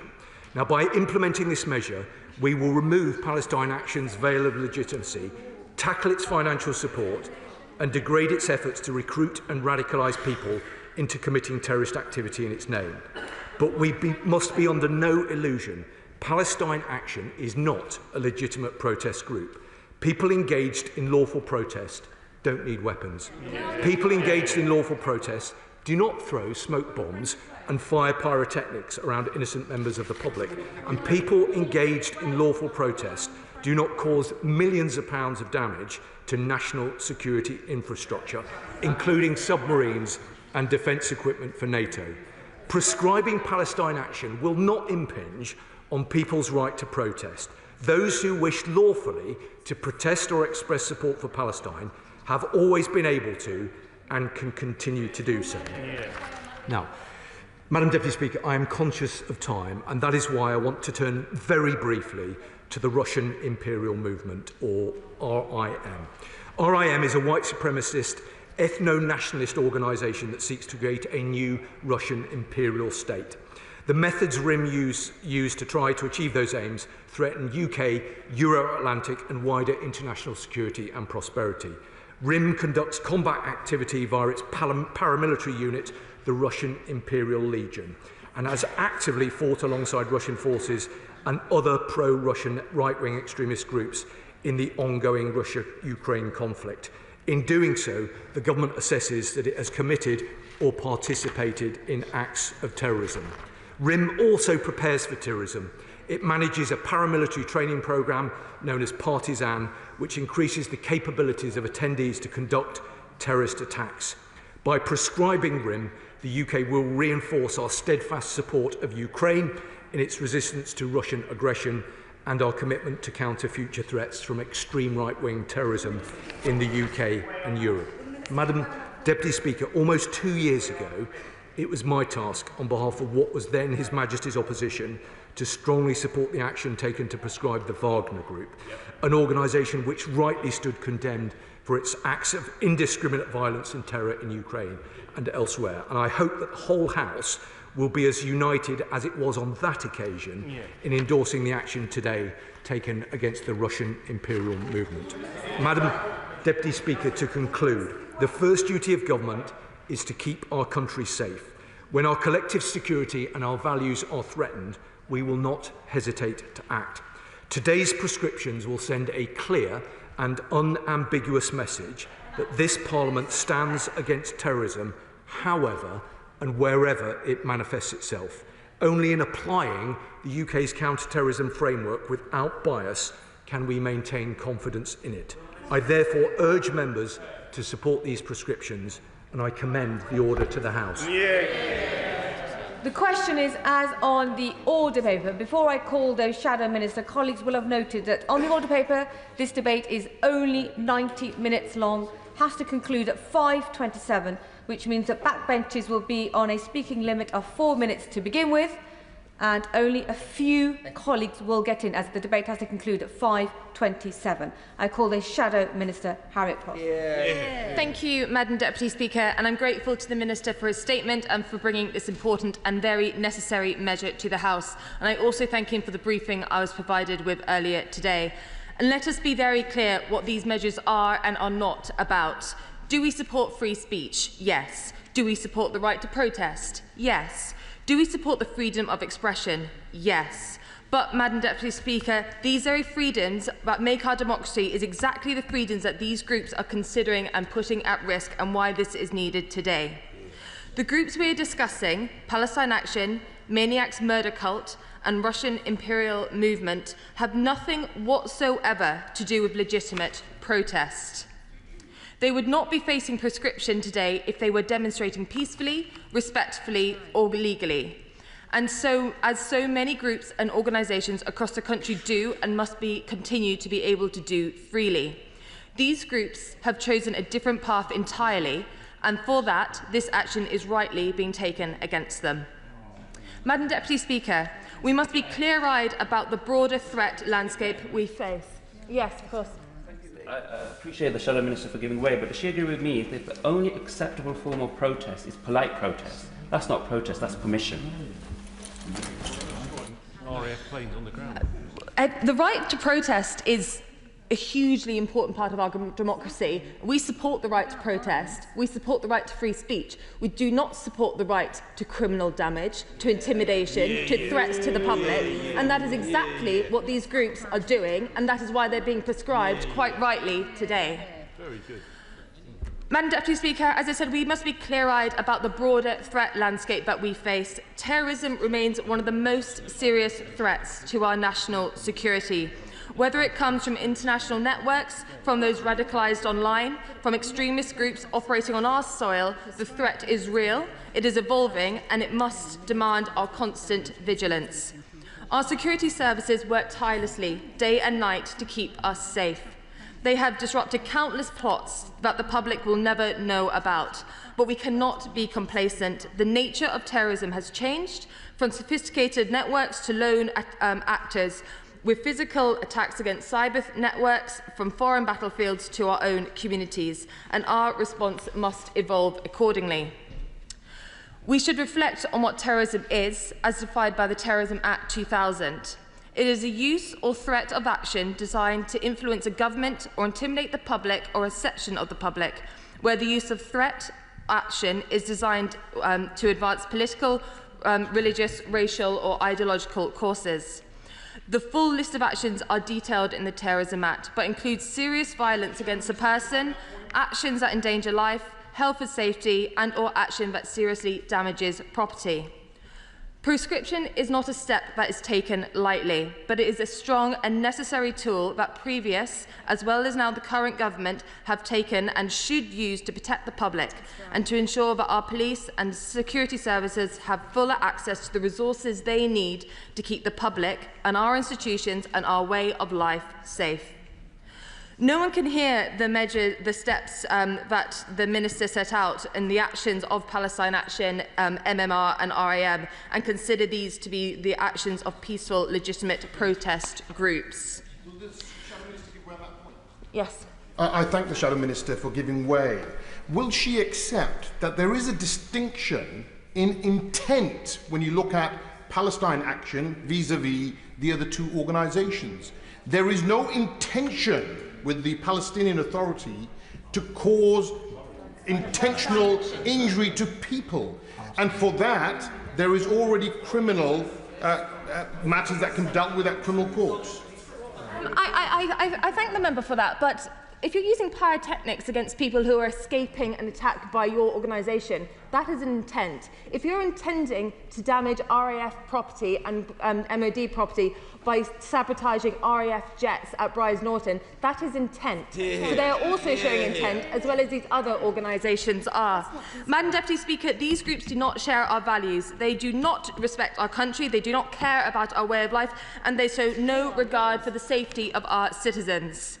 We on our benches are proud that the actions have been taken by the previous Conservative governments to strengthen our counter-terrorism framework.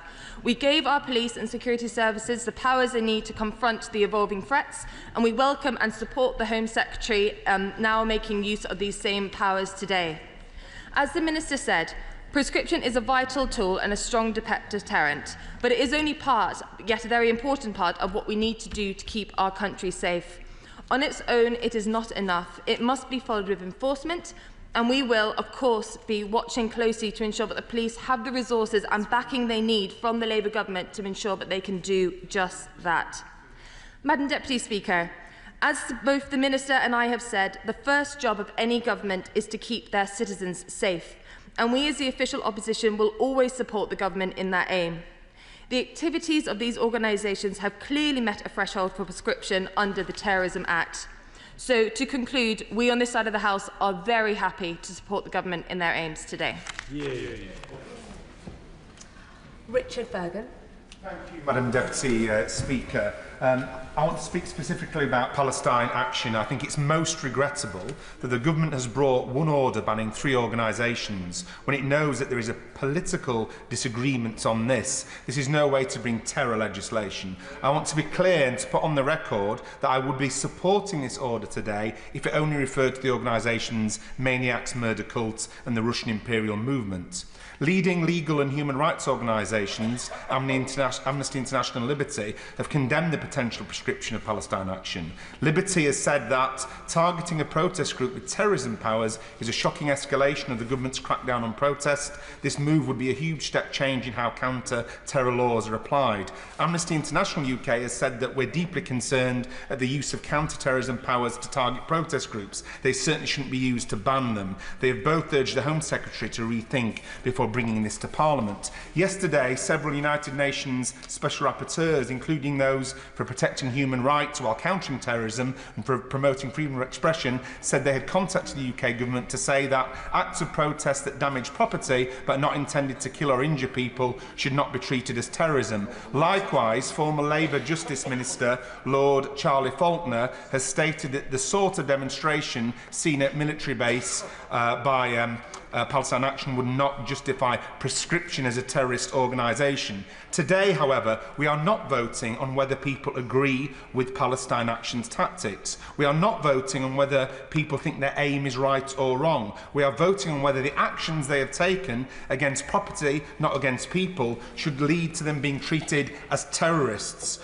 when what they have done can be prosecuted under criminal damage, and indeed there's a long history of protest activity, including acts of trespass, criminal damage, sabotage and more. Indeed, the Home Secretary's recent statement on this repeatedly refers to criminal damage, and the live court case is showing that there is already legal provision to deal with Palestine Action. There are a variety of potential consequences if this prescription against Palestine Action is passed today. Supporting or joining Palestine Action could carry up to 14 years in prison. It risks criminalising thousands of volunteers and supporters. Thousands have supported or volunteered with Palestine Action, including students, nurses, retirees and professionals. Many have never engaged in direct action but risk being criminalised. Today I met with Amnesty International and they offered a number of frightening examples of how this could be used to place our constituents at risk of prosecution under Section 12 of the Terrorism Act and could face a maximum sentence of 14 years if Palestine Action are prescribed. Amnesty International's examples: a person who tweets, "I oppose the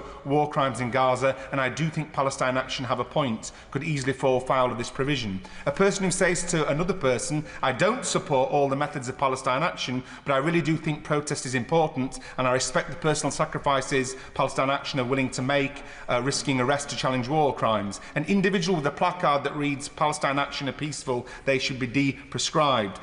This could affect our constituents who have never been a member of Palestine Action, who have never committed direct action, who would never commit direct action, and speeches they make or comments they make in community meetings could be trawled, and these people could end up facing legal proceedings resulting in a prison sentence of up to 14 years. That concerns us all. People out there view terrorism as meaning heinous acts such as shooting people, blowing people up, assassinating people, and acts of violence. I would urge colleagues to consider the consequences to their constituents of prescribing Palestine Action alongside these other groups. I call the Liberal Democrat spokesperson, Lisa Smart. Thank you very much, Madam Deputy Speaker, and I'm also very grateful to the Minister for his time discussing this issue with me. As has already been mentioned, there are 3 organisations listed today, and the order before us is unamendable. Taking each of the 3 organisations in turn, the Russian Imperial Movement is an ultranationalist and white supremacist militant organisation operating from inside Russia. The group has already been prescribed by both the United States and Canada, and even the Russian government itself has blacklisted many of the group's publications and activities. The rationale and justification for prescription is clear, and we are content to support it. The maniac murder cult is similarly destructive, driven by a belief that society must be violently destabilised so that a new neo-Nazi or white supremacist order can rise from its ashes. They promote random acts of violence, including murder, assaults and bombings, as a deliberate tactic to instill fear and chaos. The rationale and justification for prescription is clear, and we are content to support it. But the questions for many today relate to Palestine Action. On the 20th of June, as has been widely reported in the press, 2 members of Palestine Action gained unauthorised access to RAF Brize Norton, the UK's largest airbase in Oxfordshire, circumventing perimeter security under cover of darkness. Once inside, they targeted 2 aircraft.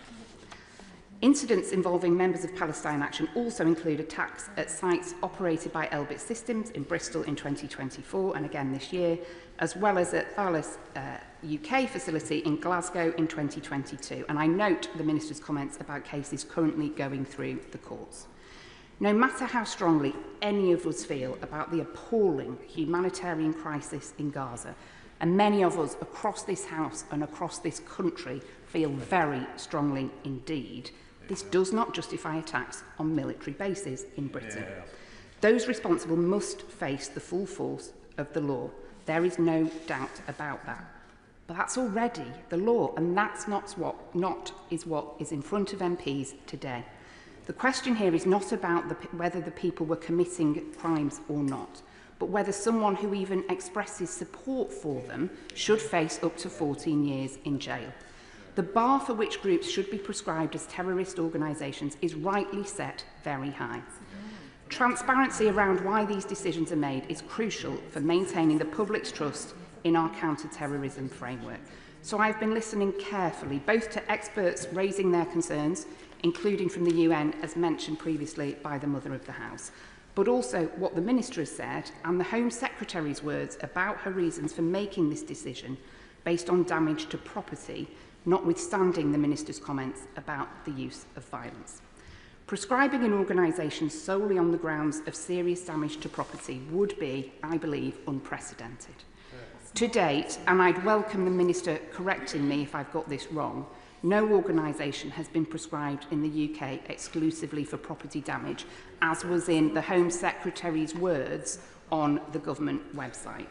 While there may be compelling legal arguments that the actions of Palestine Action have met the legal definition of terrorism in terms of criminal damage, serious criminal damage, The decision to prescribe is ultimately up to the Home Secretary's discretion.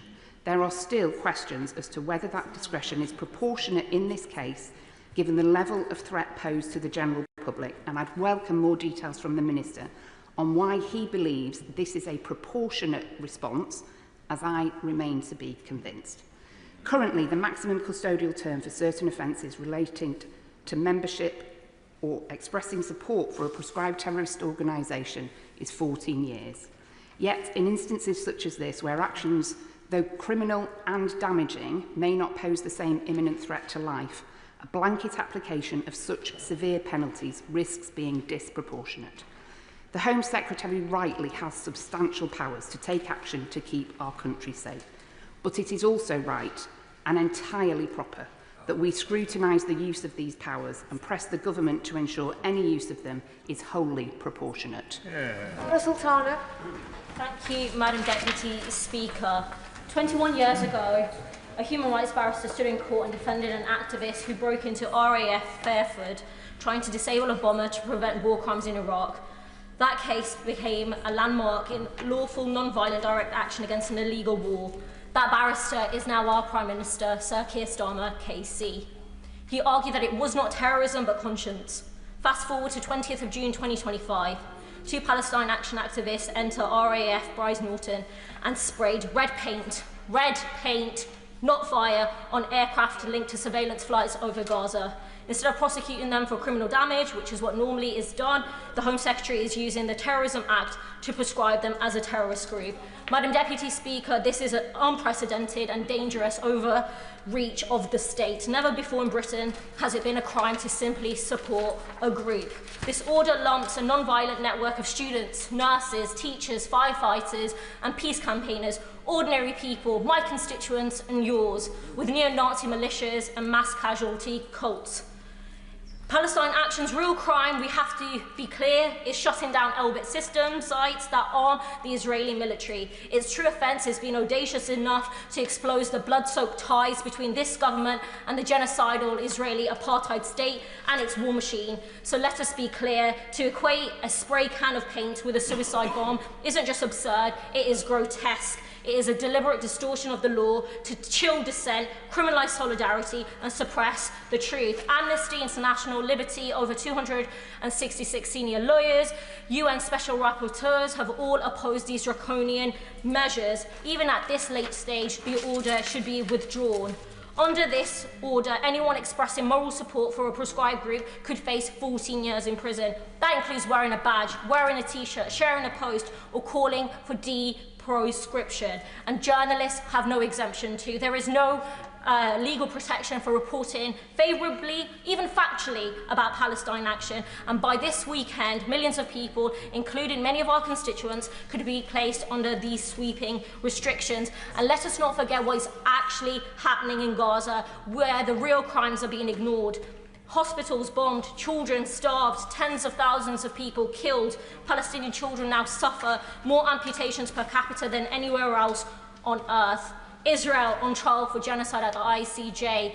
Israeli Prime Minister with an ICC arrest warrant, and the government's response to criminalise solidarity, to continue exporting lethal F-35 jets that are decimating Gaza. And we have to also understand the history of this country and what built our democracy, the tradition of civil disobedience, from the suffragettes without whom I wouldn't have the vote, let alone the privilege of being here as an MP. Even those who oppose Palestine Action's tactics must recognise the vast gulf between criminal damage and terrorism. If this order passes, what's next? Climate protesters, striking workers, feminists in the street? Already we've seen a wider crackdown on our civil liberties. Musicians censored, journalists arrested, demonstrators, including MPs sitting here, harassed. And now this government wants to use anti-terror laws to make peaceful protest itself a crime. If our democratic institutions functioned as they should, none of this would be necessary. So to conclude, if this prescription passes, as it will, we have to understand that no campaign will be safe tomorrow. We also have to recognise that this will go down as a dark day in our country's history and one that will be remembered. People will ask, which side were you on? And I stand with the millions of people that oppose genocide, because I am one of them. I oppose the blood-soaked hands of this government trying to silence us. So I say this loudly and proudly. On Wednesday, the 2nd of July, 2025, we are all Palestine. Order! No, we're not. No, we're not. Sir Ian Douglas-Smith. Madam Deputy Speaker, whilst listening to this, and in a way, I do have concerns about the last of the three organisations, just generally about the application of the criminal law, and there may be another way, but I support the government's position on that as it does. But then it cast into light, while I had listened to this, the organisation that sits there that we have taken no action in terms of prescribing is the IRGC. And in the debates about all the elements that are going on in here, this sits like the elephant in the room. Why are we not prescribing the IRGC? Why have we resisted doing that? Now, that would have a huge impact on terrorism or aspects of terrorism at all. I mean, if you look at it very carefully, they export deliberately the Islamic Revolution. They use proxies. Right. They've been sponsoring terrorism, as demonstrated without dispute all over the world. They support Hamas and Hezbollah and have been hugely supplying them with weapons, and whether on which side of the argument or whatever one lies, the fact is there wouldn't have been this issue and this terrible killing going on there had that not been the case at the time. So they're very heavily involved in that. They're sanctioned, but they're not prescribed, and sanctioning doesn't give you enough powers to deal with their proxies and those that work for them. And it is in fact the present government that in opposition campaigned to prescribe them. I remember quite happily working with various members of the opposition front bench at the time to ensure that they were prescribed. And they say, and the Foreign Office says this endlessly, that, oh, well, we'd lose all the possibility to make diplomatic relations and to get through to Iran. Well, you know, how's that going? How's that gone over the last year? It's not at all. You can't really reason with these characters. And it's interesting because the global terrorist attacks have a huge number of them rooted in IRGC money and training, higher levels of activity in the UK, and it's the propaganda in the UK trying to build arrangements within the UK in plain view at times, even on links like Face and Time and all the rest of it, where they can actually be tracked, but they do it openly because nothing can be done to them at all. And of course they support Hezbollah, who's also prescribed. So you keep running this chain around and around, you come back to the IRGC. I would think that today should be the debate. That should be the decision. That should be here on the floor of the House. The IRGC should be prescribed because they are at the root of all terrorism that exists here and in the Middle East. And I think if we don't do that, then it begs the question, what are we doing here with the other three organisations? Clive Lewis.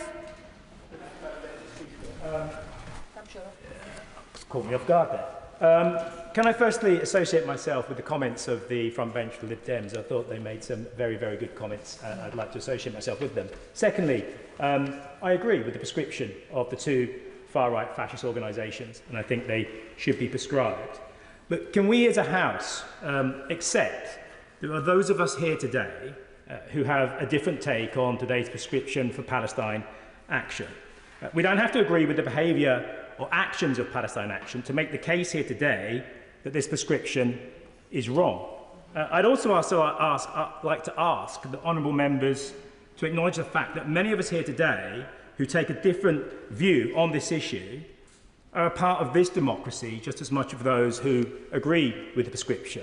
It's just that our take on the delicacy of our democracy and what this prescription does and how it undermines our democracy, in our opinion, happen to differ from other people. I know members on the opposite benches have repeatedly said that when it comes to ULEZ cameras and low emission zone cameras, they've actually said that they understand and empathise with those constituents who have smashed and vandalised them. So direct action is something it's not just of the left, it's something that everyone in our democracy can partake in. So this is a judgment call on how we best protect our democracy, and an acknowledgement that not all threats are external or violent. Some threats are based on the decisions that we here ourselves take in this place. Sometimes we may take decisions which fundamentally undermine our own democracy. Now, I have no doubt that some of us will be called terrorist sympathisers by some who disagree with our position, but that would be wrong. When you look around the world and watch as democracy and the rule of law is being systematically smashed, corporations, the wealthy, have increasing power and wealth to influence our democracy. Look over at the Atlantic, at the United States. Our democracies are delicate. Our democracies are precious. And the decisions that we take here determine whether those democracies will survive as we go into the future. I look around the world. I look around this country. I look at the party, the authoritarian right party, that is 10 points ahead in the polls. And I worry about the future of our democracy. That means that this government, our government, has to make decisions that take that into account. That take into account that we may not be in government one day. It may be the authoritarian right. And they will take this further and faster and deeper than we ever have. So we should be putting in fire guards now, protecting our democracy. This doesn't do that. And I will conclude by saying, Madam Deputy Speaker, I understand what terrorism is. I was in London on the 7th of July in 2007, and I watched my community, this city, attacked by real terrorists. And at that point, rightly or wrongly, I decided I was going to Afghanistan to fight the terrorists. And I went because I love this country and I love our democracy and I want to see it protected. I think today's prescription order against Palestine Action undermines that. And I wish my government wouldn't do it. Thank you very much. Pete Wishart. Deputy Speaker, as we've heard, the issues around the prescription of Palestine Action has thrown up a number of legitimate concerns, and there's no doubt it will have an impact on our right to protest or on civil liberties that we have enjoyed for decades. And where it's absolutely and utterly right to condemn and prosecute criminal activity, especially those that threaten our national security, surely this must be done within the framework of existing legislation as it always has been. And this order looks nothing other than a direct response to Palestine Action being able to infiltrate an RAF base and causing damage to a defence aircraft. The decision to prescribe an organisation is ultimately a matter for the government, and it's up to the Home Secretary to decide who goes on that list. It's based on intelligence that the government holds. But I don't think the Minister has convinced many of us today that this has met the thresholds for this prescription, and we need to hear more about their concerns about this particular group. But before reaching for that power, the government must take into account whether it is proportionate, justified and in the national interest to prescribe such an organisation. Terrorism legislation, as we know, hands extremely broad powers to the state, and as such it must always be treated with the highest degree of caution and restraint. Now, we live in a society where groups and organisations have the democratic right to campaign and express their views on particular issues in a democratic, respectful and lawful manner. It is important that the right to lawful protest is not affected by the Home Secretary's decision today, and it's extremely concerning that this decision could lead to these powers being extended to other campaigning organisations. And it's inexplicable that Palestine Action has been linked to groups such as the Maniacs murder cult and the Russian imperial movement, groups unknown to this House until this order was on the order paper today, but groups that, with a cursory glance at their activities, could of course be prescribed. For Palestine Action to be included alongside these groups is at best a cynical and calculated move by the government in order to ensure that this order gets through today. People all over the UK, including many of my constituents, rightly feel very strongly about the appalling crimes being committed against innocent civilians in Gaza on a daily basis. Many of these people have been taking part in weekly protests to make their voices heard, to show solidarity with the Palestinian people. These people are now concerned that they might be caught up in this prescription. And I'm also concerned that Many young people who are sharing social media posts from Palestine Action could now be considered as glorifying what will soon be a prescribed group. We need clarity on what actions would result in people being charged under this terrorism legislation. For example, does wearing a Palestine Action badge handed out at a demonstration or a rally mean that they could be charged with terrorism? Organisations, as we've heard, like Amnesty International and even the United Nations have expressed their concern about this prescription regarding the UK's broad definition of terrorism. This week, Madam Deputy Speaker, an Israeli strike in Gaza seafront cafe killed at least 20 Palestinians. This is what we should be discussing today and every day until a permanent ceasefire is reached and all the hostages are released. The government must act in the national interest. That is what they've got to do. And they've got to keep us safe from all of these different challenges that's presented to them. But we need clear reassurance about the wider impact of what is being proposed today. John Pearce. Thank you, Madam Deputy Speaker. I welcome the Home Secretary's decisive action on Palestine Action, Maniacs Murdercore and the Russian imperial movement today. 20 months on from the horrific terror attacks of the 7th of October, the suffering of innocent people in Gaza, in Israel and beyond has rightly been the subject of much international campaigning. Money has been raised to support charities getting aid into Gaza. The Hostages and Missing Families Forum has worked tirelessly to keep the plight of the 50 remaining hostages on the world's agenda, and hundreds of thousands of people have contacted their MPs, signed petitions and made their voices heard. This is all genuine activism, importantly within the bounds of the law. Palestine Action is something different. Over 5 years, it has conducted a campaign of violence, intimidation and criminal damage. In one attack on a business in Bristol, 2 police officers were attacked with a sledgehammer. The officers also then found not only sledgehammers, but whips, axes and other homemade weapons. Palestine Action have attacked a business in my constituency in High Peak, intimidating the workers there. Last month, at RAF Bryce Norton, military planes were vandalised and £30 million of damage done. Such attacks undermine our national security, our armed forces, and can never be justified. I applaud the Home Secretary for responding in the strongest possible terms. But Palestine Action also has a track record of attacks against this country's Jewish community.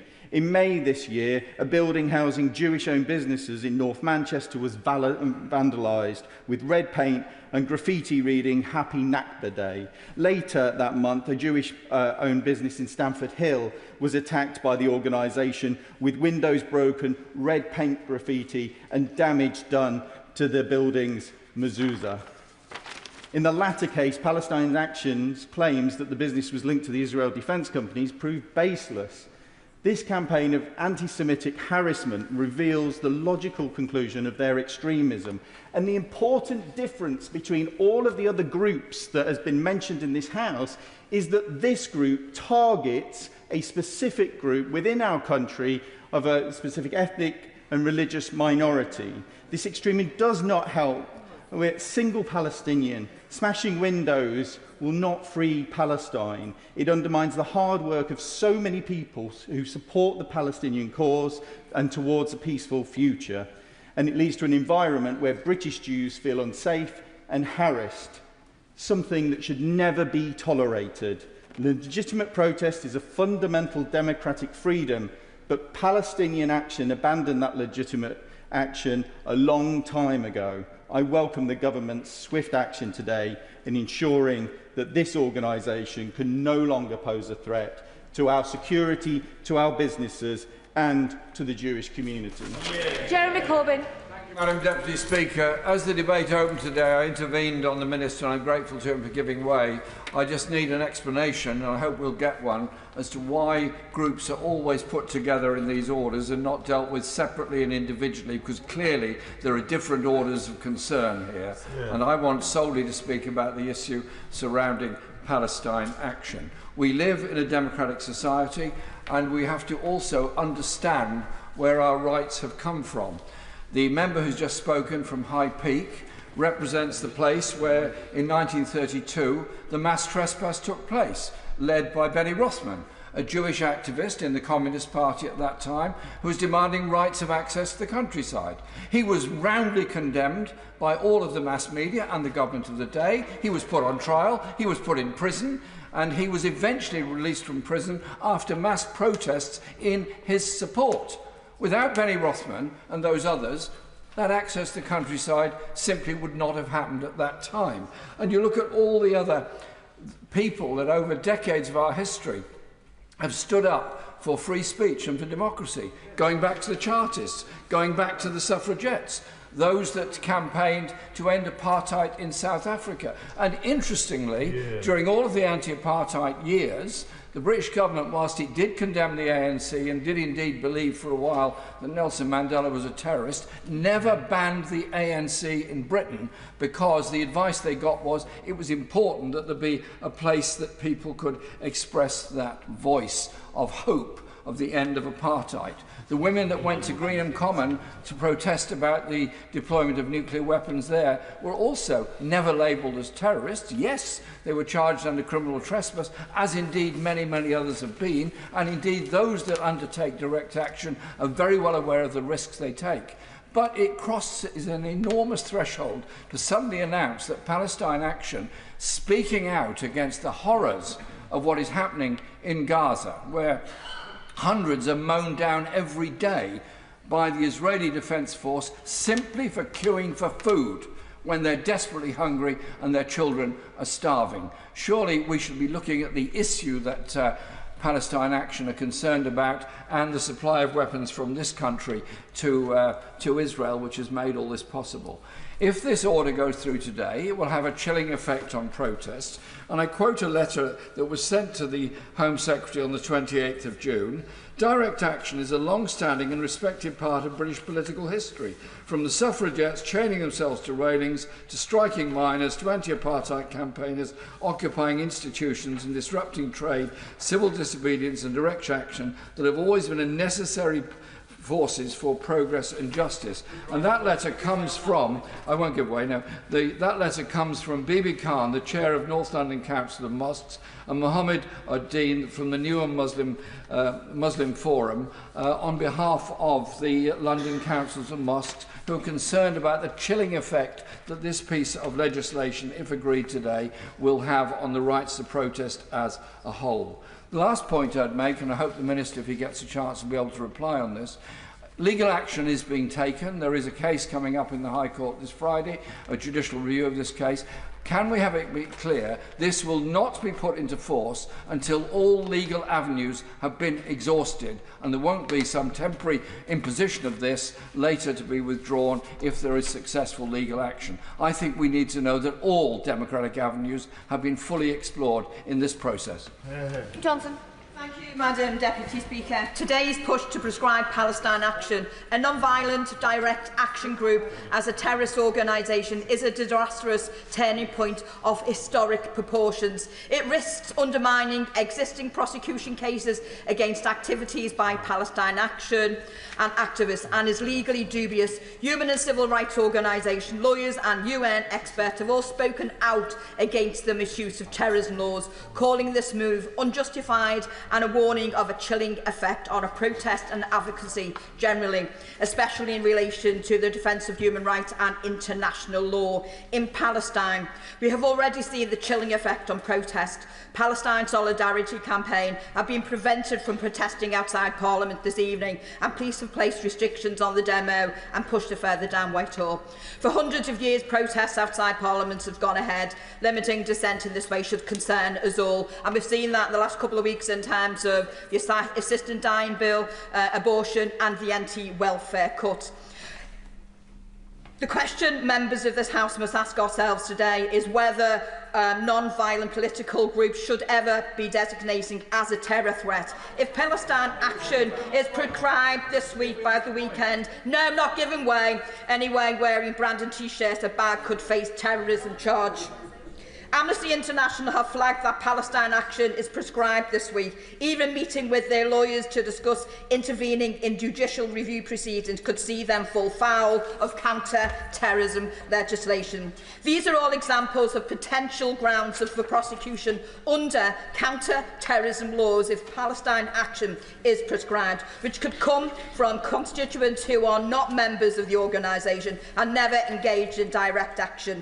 The scope, what we're talking about, is insanely broad. Is the government really going to demand that we vote to criminalise our constituents in this way? Prescribing Palestine Action today would set a dangerous precedent for the future government misuse of counter-terror laws. It would be the first group prescribed mainly for serious damage to property and the first prescribed direct action group. Prescription is neither necessary nor proportionate. We already have sufficient criminal legislation that always dealt with where necessary, and the Home Secretary has provided no impact assessment and, quote, no or no significant impact on the private, voluntary or public sectors foreseen. But we have received no reassurances around how the proportionality test has been applied or whether unintended impacts on the wider pro-Palestine movement were considered by the Home Office and Prescription Review Group. Indeed, we have heard from civil rights groups that there have been allegedly meetings with representatives from the Israeli government and arms companies such as Elbit, but none with human rights groups. Whether members of this House debating and voting on this SI today agree with the methods of the arms of Palestine Action, we should all be able to agree that lumping Palestine Action together with the other two obscure groups to ensure that it is prescribed is a disgraceful manipulation of parliamentary procedure. Search and Hansard, neither of the two groups have been mentioned. They are so obscure. This manoeuvre is nakedly transparent and shows that the government knows just how shaky prescription is. Today, they come for Palestine Action. If this passes today, who and what will be next? And I look forward to the Minister answering our concerns raised in this debate today, particularly regarding grouping those three organisations together. Thank you, Madam Speaker. Ellie Chowns. Thank you, Madam Deputy Speaker. Let me start by putting on record that I know at least two people who have previously participated in Palestine Action protests. But that's not why I am speaking today. This is about fundamental principles. Madam Deputy Speaker, this is a chilling moment for British democracy. Let's be clear about what is happening here. A political protest group is being silenced.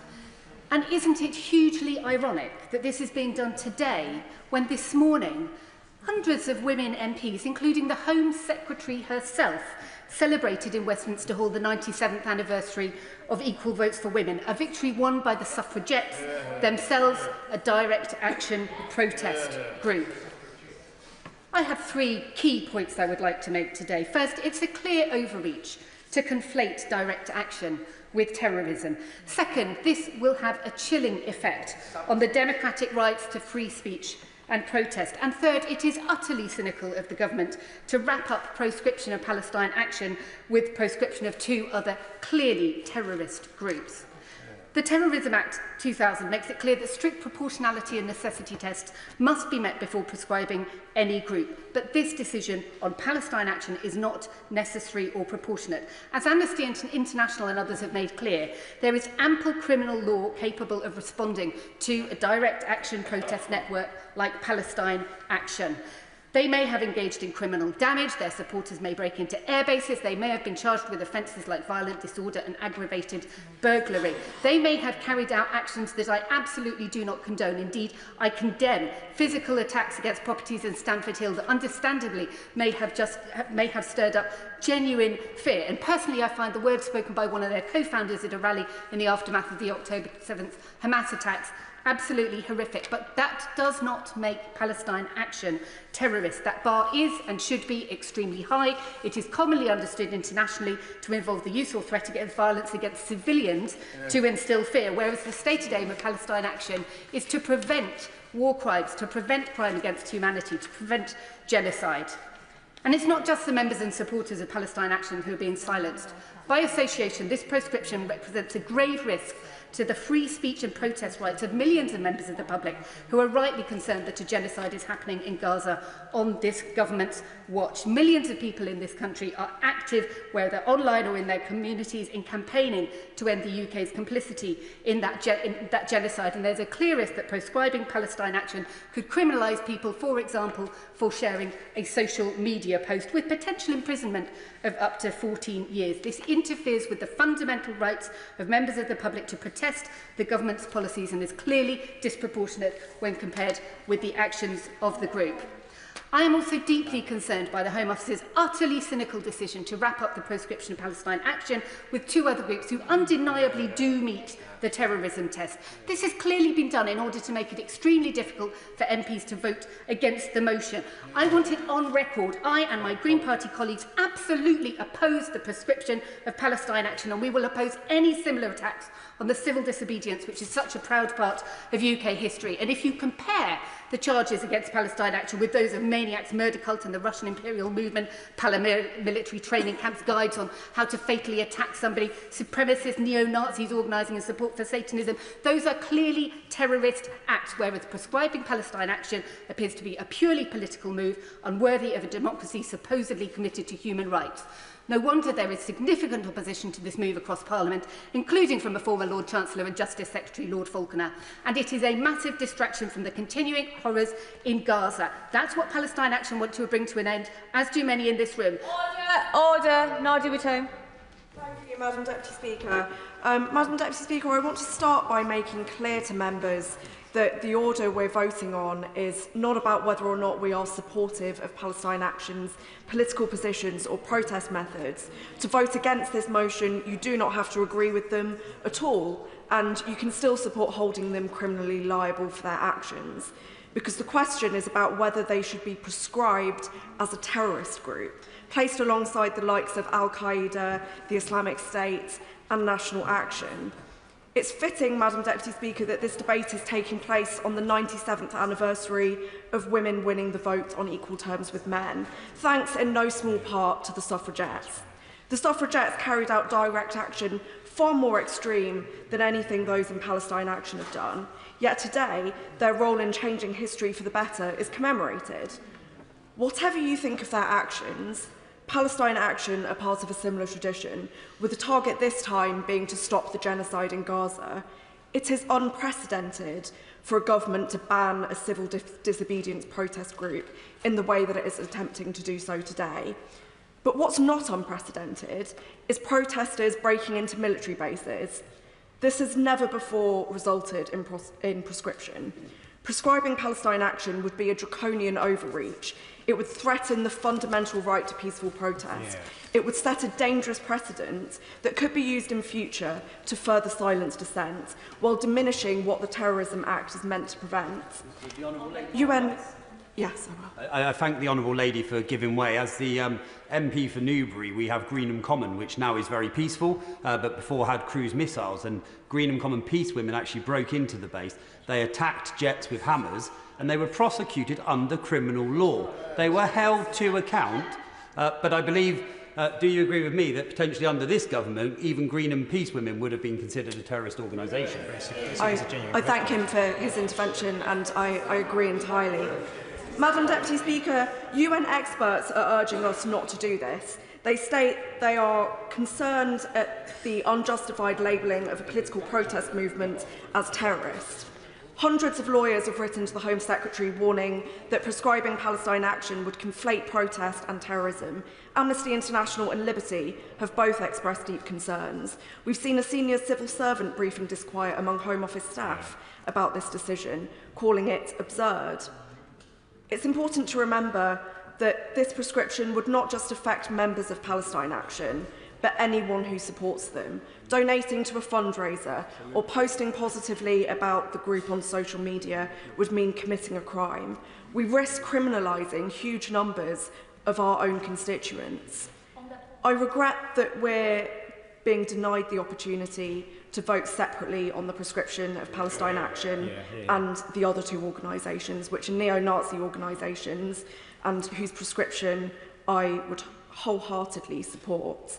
But grouping together these organisations that so clearly do not belong in the same category demonstrates again why we cannot allow this prescription to go ahead. I therefore have no choice but to vote against it today. Julian Lewis.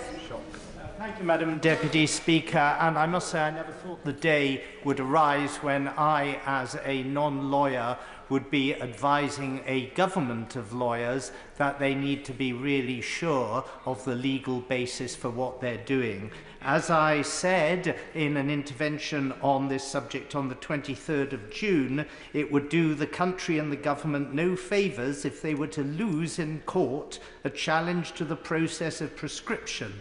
Because whereas the secret sabotage of planes would certainly have been an act of terrorism leading to prescription, the fact is that this was a performative act that these people announced they had done.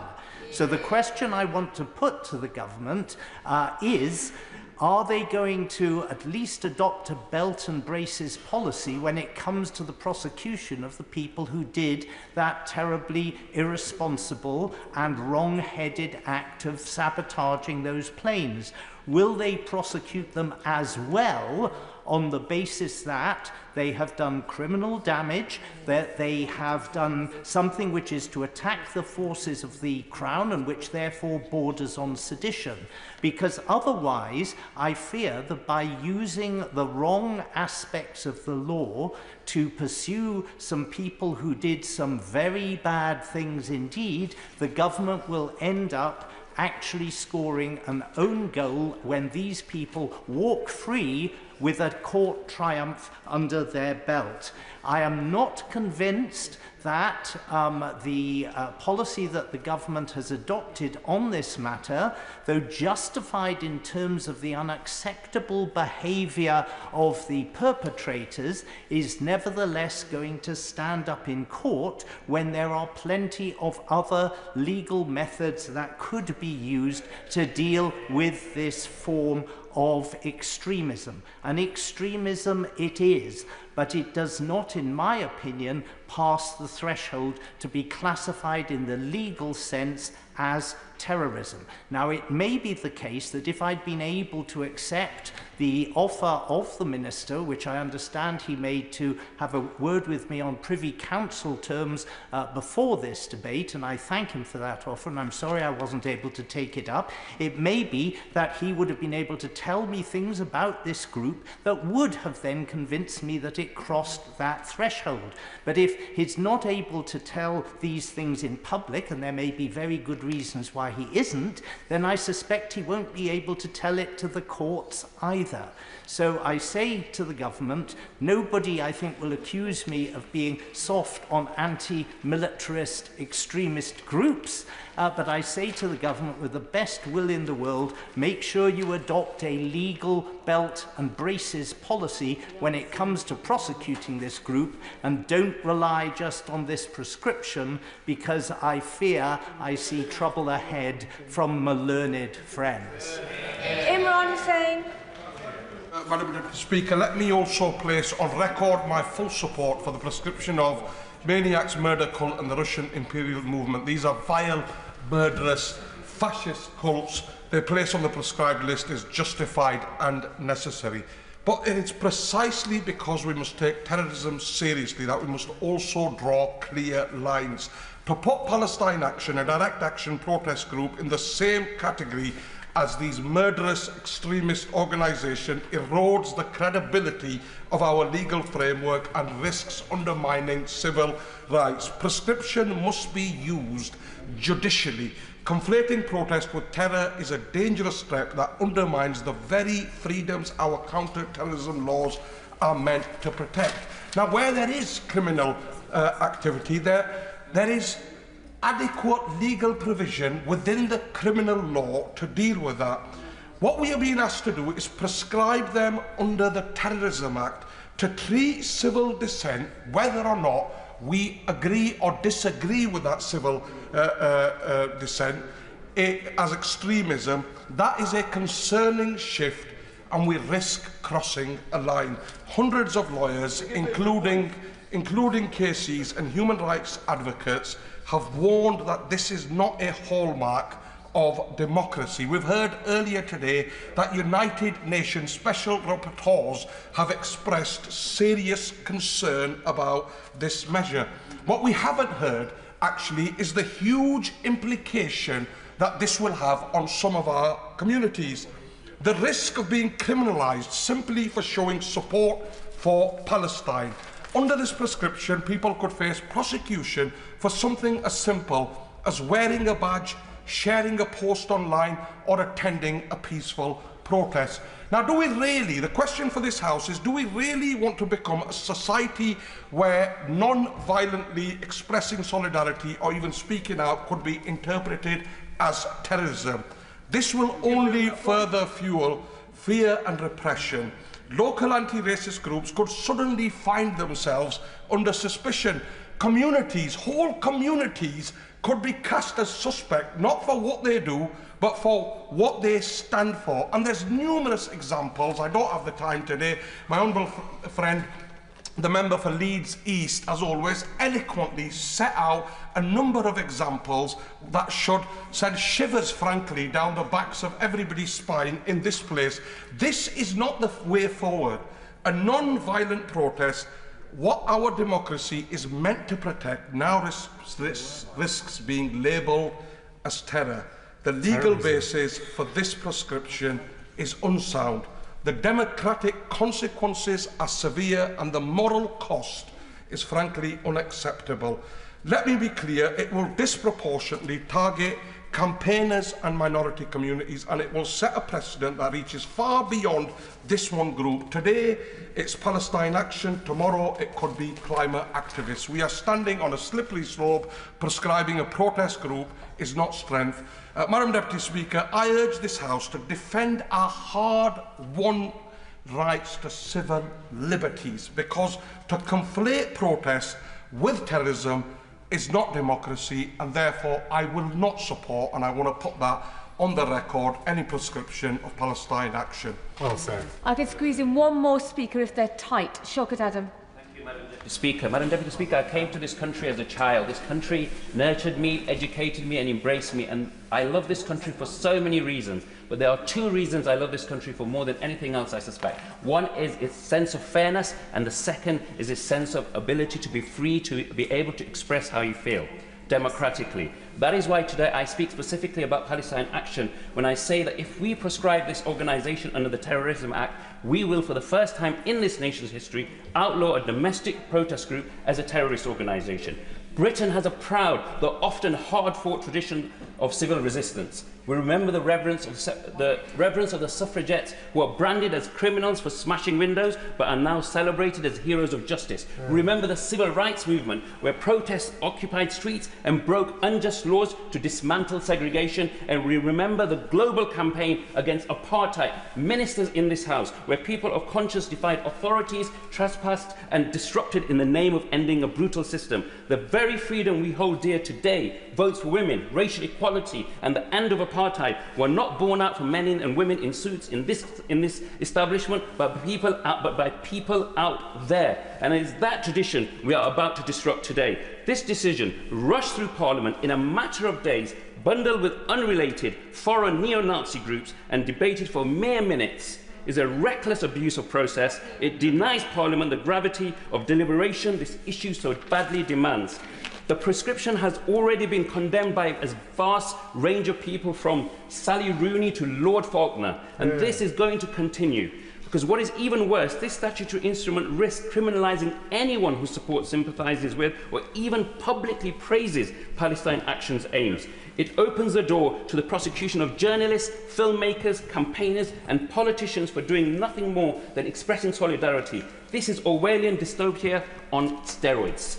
Let us also ask ourselves honestly, if we set this precedent today, who will be next? History will judge us harshly on those who choose silence in moments of moral testing. I urge my colleagues, do not allow this dangerous step to go unchallenged. Do not allow a Home Secretary, in a moment of political expediency, to permanently expand the reach of its anti-terror laws into the heart of a domestic protest. And do not let this House be the one that shrank the boundaries of freedom of expression. We owe it to those who fought so hard for our freedoms, who dared to dissent, who refused to be silent, and let us summon their courages now. Vote against this proscription, protect our democratic tradition, protect our right to protest. I now come to the Minister, Minister Dan Jarvis. Madam Deputy Speaker, I'm grateful to all of those who contributed to this debate. The prescription of these three organisations affirms the UK's zero-tolerance approach to terrorism. To be clear, these prescriptions would not affect anyone's legitimate and lawful right to protest, whether that's about Palestine, Gaza or anything else. The government has to take action when Palestine Action has orchestrated a nationwide campaign of property damage featuring attacks that have resulted in serious damage, attacks that have resulted in serious damage to property and crossed the legal threshold. I'm not going to give way. I think it's clear the Minister at this point is not wishing to give way. He does have until 5:27, so let's see how this progresses. Minister. These are attacks that have resulted in serious damage to property and have crossed the legal threshold from direct criminal action into terrorism. They've used violence against people responding at the scenes of attacks. Members have been charged with a series of serious offences, including violent disorder, grievous bodily harm with intent and aggravated burglary, which is an offence involving a weapon. So this order would degrade their harmful activity. It will also reduce the threat, particularly to vulnerable individuals, from MMC's violent content, and it will reinforce our support for Ukraine and commitment to countering extreme right-wing terrorism in Europe. Madam Deputy Speaker. Mr. McDonald, this is a very... I'm on my feet. This is a very tight debate that has to conclude at 5:20. The Minister has time. He may wish to take your intervention shortly. Is your point of order really relevant right now? Let me explain. I want to know if this order goes through and I go out there to the demonstration that's mobilising at the moment to say I'm opposed to this, will I be prosecuted? Not a point of order. The Minister may wish to respond. He has a few minutes to do so, but that's not a point of order. Minister. Madam Deputy Speaker, I'm happy to respond directly to the Right Honourable Gentleman's point of order. The process involving prescription action requires this House to agree it. Should it do so later this evening, it then goes to the other place and it will be for them to agree it or not. It will then be for the Home Secretary or for myself to sign an order, and the order would then become law at midnight on the night that it had been signed. I'm not going to give way to the Right Honourable Gentleman. Madam Deputy Speaker, I'm grateful for the House... Minister, continue. Thank you. Thank you, Madam Deputy Speaker. I don't think the Right Honourable Gentleman listened to what I said. I just explained to him the process that is in place. I am grateful to all of those who've considered this matter. It is a necessary and proportionate step to protect the public and defend our values. That is, after all, the first duty of the state, and under this government, nothing will matter more. And with that, Madam Deputy Speaker, I commend this order to the House. The question is, this is not a time for a point of order. The question is, as on the order paper, as many as are opinion say aye. Aye. Of the contrary, no. No. Division.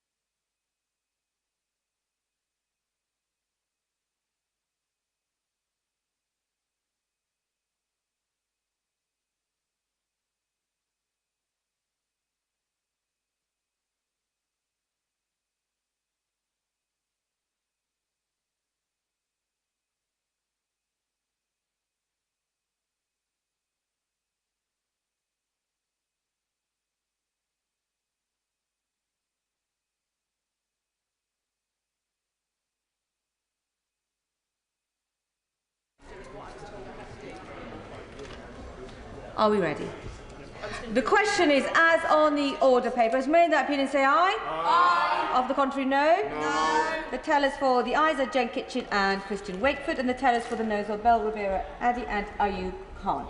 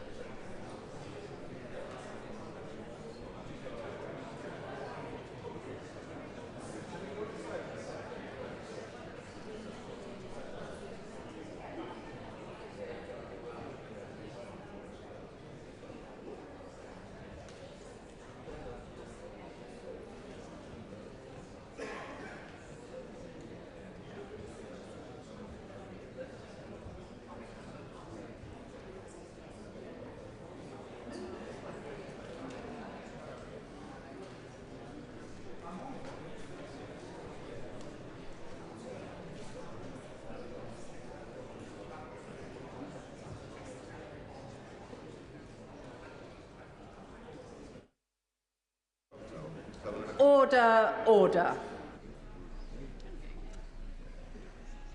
The ayes to the right, 385. The noes to the left, 26.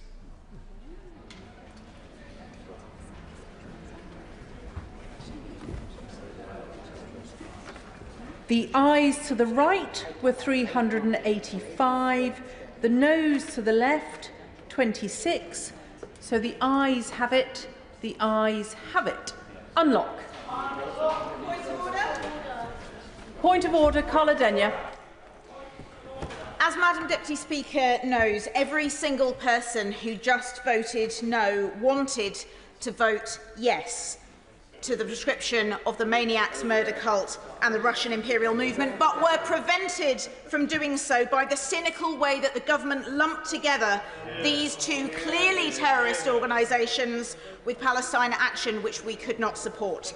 Can the Speaker please advise me and those other MPs who just voted no if there is any way in future that prescription orders for unrelated organisations can be voted on separately so that each MP can apply their own critical assessment of whether each group has met the tests of proportionality and necessity required for a terrorist prescription. Well said. Thank the honourable lady for having given notice of her point of order.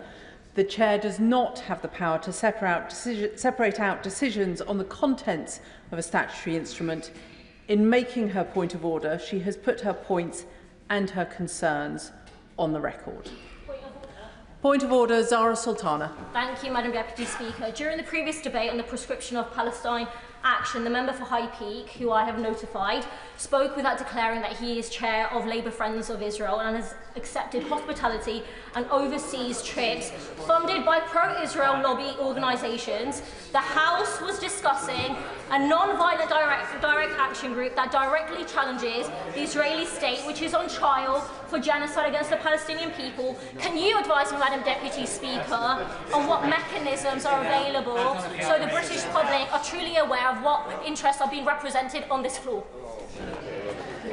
I thank the honourable lady for her point of order and indeed for having given advance notice of it. The procedure for raising a complaint of this sort is by writing to the Parliamentary Commissioner for Standards, and it is not a matter for the Chair.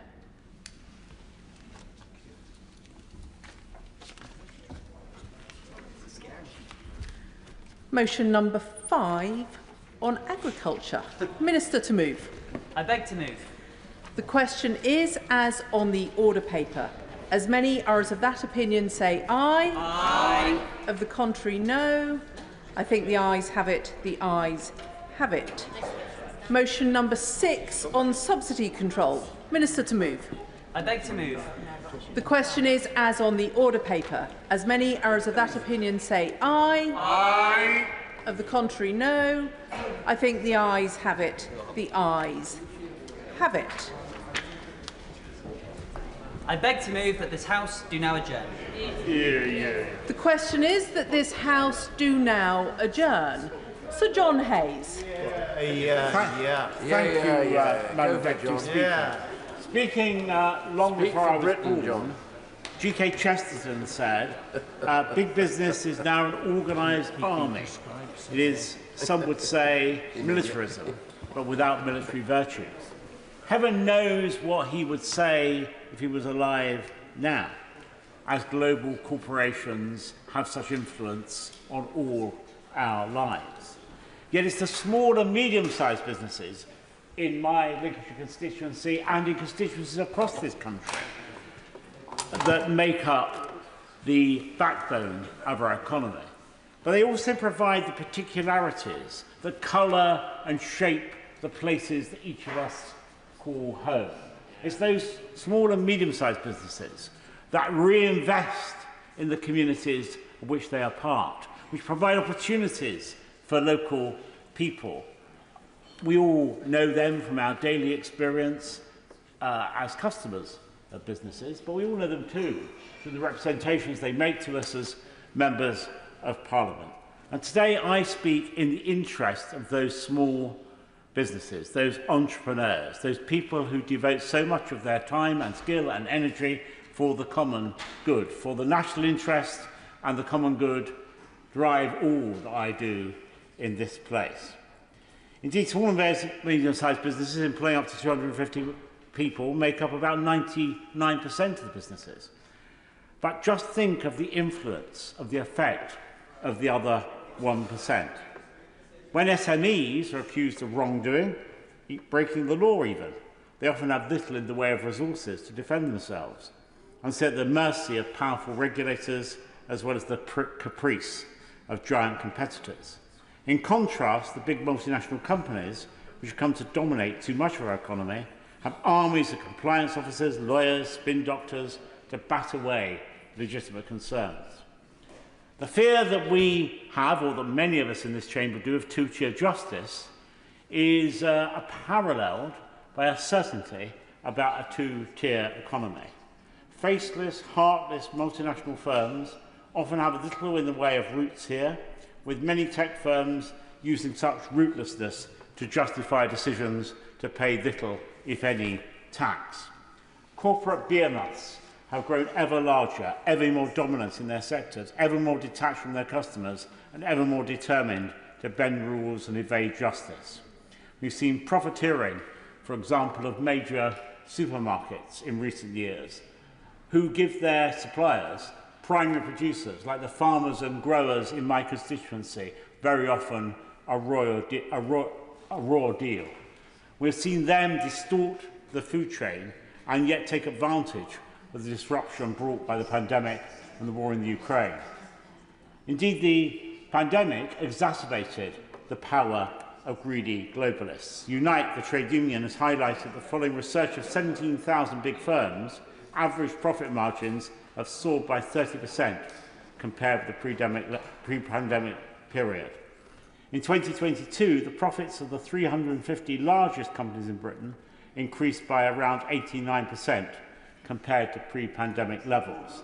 Contrast that, if you will, Madam Deputy Speaker, with the plight of smaller businesses, with ever greater costs and ever more unfair competition from their giant competitors. But if the claims of the globalists, do you remember them?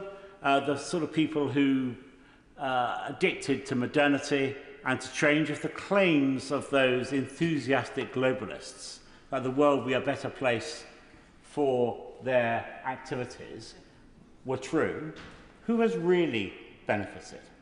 In an economy where standards of living are falling, where productivity has stalled, and where the state grows ever bigger in the face of rising worklessness, the only beneficiaries of globalisation, it seems to me, have been a few people at the top of those corporate businesses. It's not monopolies that we need, it's a multiplicity of businesses. Start-up firms, local firms, firms that innovate, that engage in new activities in the economy rather than cement existing practices. Let's give those kind of businesses what they need. They need greater freedom, whilst the big corporate monoliths need to be regulated so they don't exploit the marketplace which they dominate. Think for a moment of the banks. Now, I have a vision of banking.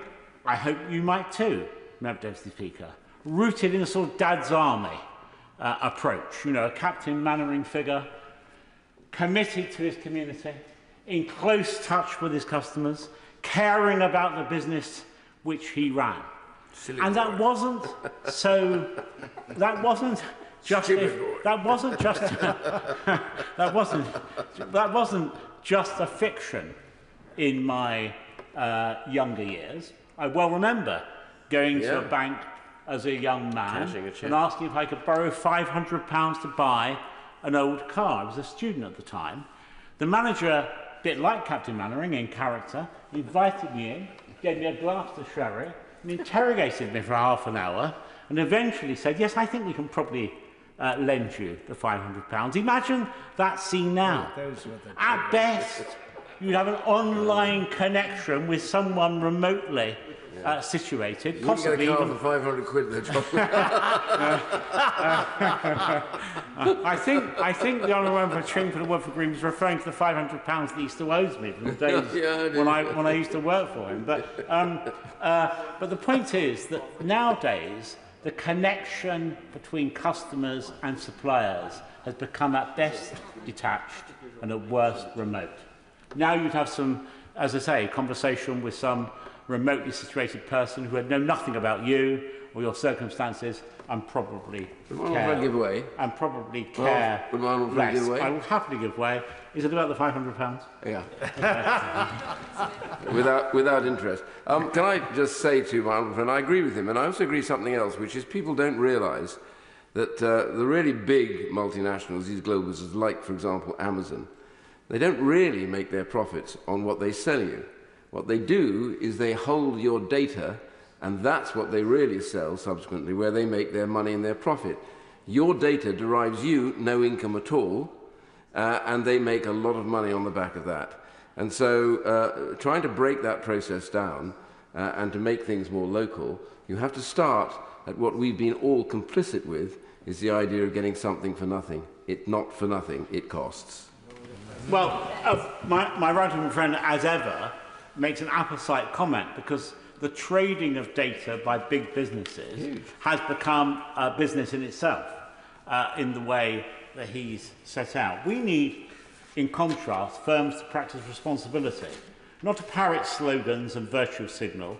They concentrate power and wealth with little regard for the community in which they sit, or even the country in which they're situated. I give way to my old friend. Can I commend the honourable gentleman for South Holland and the Deepings? Right honourable member is a friend of us all in this chamber. We all love him because of the wisdom he brings to this chamber. The right honourable member is a good friend of Northern Ireland as well, and I say this because he will be very pleased when he hears about what we're doing in Northern Ireland, the better regulation strategy, which requires departments to undertake and publish a regulatory impact assessment when considering new policy proposals or amendments to existing policy which may impact on businesses, and carry out a micro business test to assess the impact on businesses of fewer than 5 employees. But does the right honourable member, understanding what we're doing in Northern Ireland, not agree that with increased regulation must come increased cooperation to secure better business which benefits us all? The very thing that the right honourable gentleman is trying to achieve. Well, again, as ever, the honourable gentleman makes an apposite and worthy contribution to our considerations. And I simply say this to the Minister. Government has a lot of power in all kinds of ways. It certainly has the power to regulate the kind of unfair practices that I've begun to set out, but it also has a power as a customer. And government procurement has never, under successive governments, been used as well as it might be to support British businesses, and particularly British small businesses. My challenge to the Minister is, let's look at that again. Let's look at how government, as a huge customer of all kinds of businesses, can support small and medium-sized firms. Decades of non-intervention, driven by the mistaken belief in the triumph of liberal economics, resulted in extraordinary numbers of foreign takeovers of British firms. It's also a matter of who owns these corporate giants, and overseas companies owning our critical national infrastructure. Now, the government recently approved the Vodafone 3 merger. 3 is owned by a Hong Kong-based conglomerate. I wonder how closely the Competition and Markets Authority looked into the owners and leadership of 3's parent company, the CK Group. I wonder if that group, and perhaps the Minister can inform us tonight, has ties with the Chinese state. This merger mustn't become yet another corporate bonanza for shareholders at the expense of our national interest and the common good. Mr. Speaker, I sought this debate in particular following a meeting with a constituent of mine who was previous a Vodafone franchisee, along with others from across the country who I met. And I want to say to you, Madam Deputy Speaker, I am mindful of a legal case in which those franchisees of Vodafone are involved, and I have taken advice and amended my speech heavily as a result of that advice from the Table Office. But I do think it's important to set some of the context in the broad terms that I've described, that relates to the behaviour of large companies that adopt the franchise model. I give way to the honourable gentleman. I thank the honourable member for giving way, and I congratulate him on securing this debate. Madam Deputy Speaker, can I refer to my register of interest, in particular trade union membership? I wonder if he shares my view that the merger between Vodafone and Three will have real consequences in terms of pricing for customers, but also job losses here in Britain.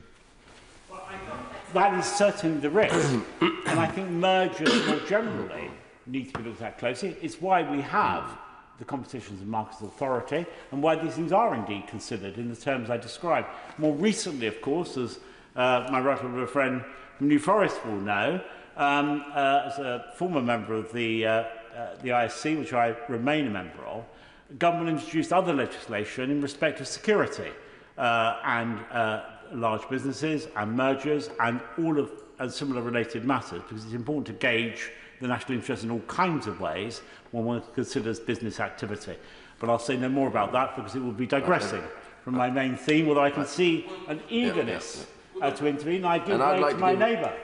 I'm most grateful to the right honourable gentleman for giving way, indeed, and he makes a powerful case about the differences between small businesses, entrepreneurs, franchisees and the big corporates. Does he accept my concern that franchisees suffer the risk of essentially corporate bullying from the mega companies, the likes potentially of Vodafone, and they don't have any form of regulatory umbrella comfort, and that entities like the British Franchise Association may sound effective, but are actually toothless in the face of such corporate bullying? As ever, because I've worked closely on this subject with the right honourable gentleman, he and I are on the same page. He's absolutely right that franchising can be used as a method to exaggerate the power of the business at the heart of the franchise and to weaken the position of franchisees. And my assertion is that is common and is particular in the case of Vodafone. Can I just... I've got two more. I'm going to take the honourable gentleman and then I'll be brief. To my right in the front. I thank the right honourable gentleman for giving way, and I congratulate him for securing this very important adjournment debate. Like him, I've met Vodafone franchisees, both in my constituency, particularly the Chesley Street franchise holder, former franchise holder, who I met again today. I'm grateful to him for setting out the legal advice that he's received about the ongoing case. So I will be careful about what I say, other than to say I think there are major corporates that treat their franchisees very badly, that sign them up on one set of terms, one rate card, and then change the goalposts. And then when people dissent and complain about that, they find their franchises withdrawn and they lose their investment when they have put a great deal into that corporate giant. And I think that this is a matter that in the near future, is going to require some ministerial attention. But I thank the right honourable gentleman very much for bringing this to the House's attention. Wait for my right honourable friend. I don't mean to detain you very long, but I actually very much supported the union's position on this. I thought this was wrong at the time. And when you look at an organisation like CK, without straying into the issues of the bids, this organisation from China has links now and control over UK power networks, Northumbrian Water, Wales and West Utilities, Evershot Rail. It's intriguing, the network that they have, but hugely around the power networks and the communications networks. All of those are now falling into the hands of conglomerates that have nothing to do with the UK, but government from a different country. And this is the big problem that we face. It's not that you don't like big businesses, but it's just that so often now these big businesses operate from outside of our legal empowerment. I'm grateful to my honourable friend who takes a great interest in these matters, and it's precisely why I posed the earlier question to the Minister about how closely he and others had looked at that merger. I say no more than that about it, but it does seem to me to be a legitimate question to ask. Were those things considered in this particular case, and how are they generally considered? For if my right honourable friend is right, that there are threats that result from this, under existing legislation and regulation, it's perfectly possible for government to become involved in these kind of commercial affairs. I will give way once more and then make a little more progress. Madam Speaker, can I put on record that I omitted the use of right honourable in my earlier intervention, so can I correct that?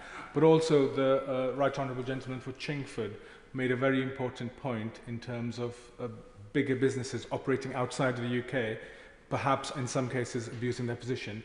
Can I also, on a lighter note, encourage him to join a trade union? I'd be happy to supply him with a membership form. Well, I'm again grateful to the honourable gentleman. It seems to me there is a mood across the House tonight that more must be done.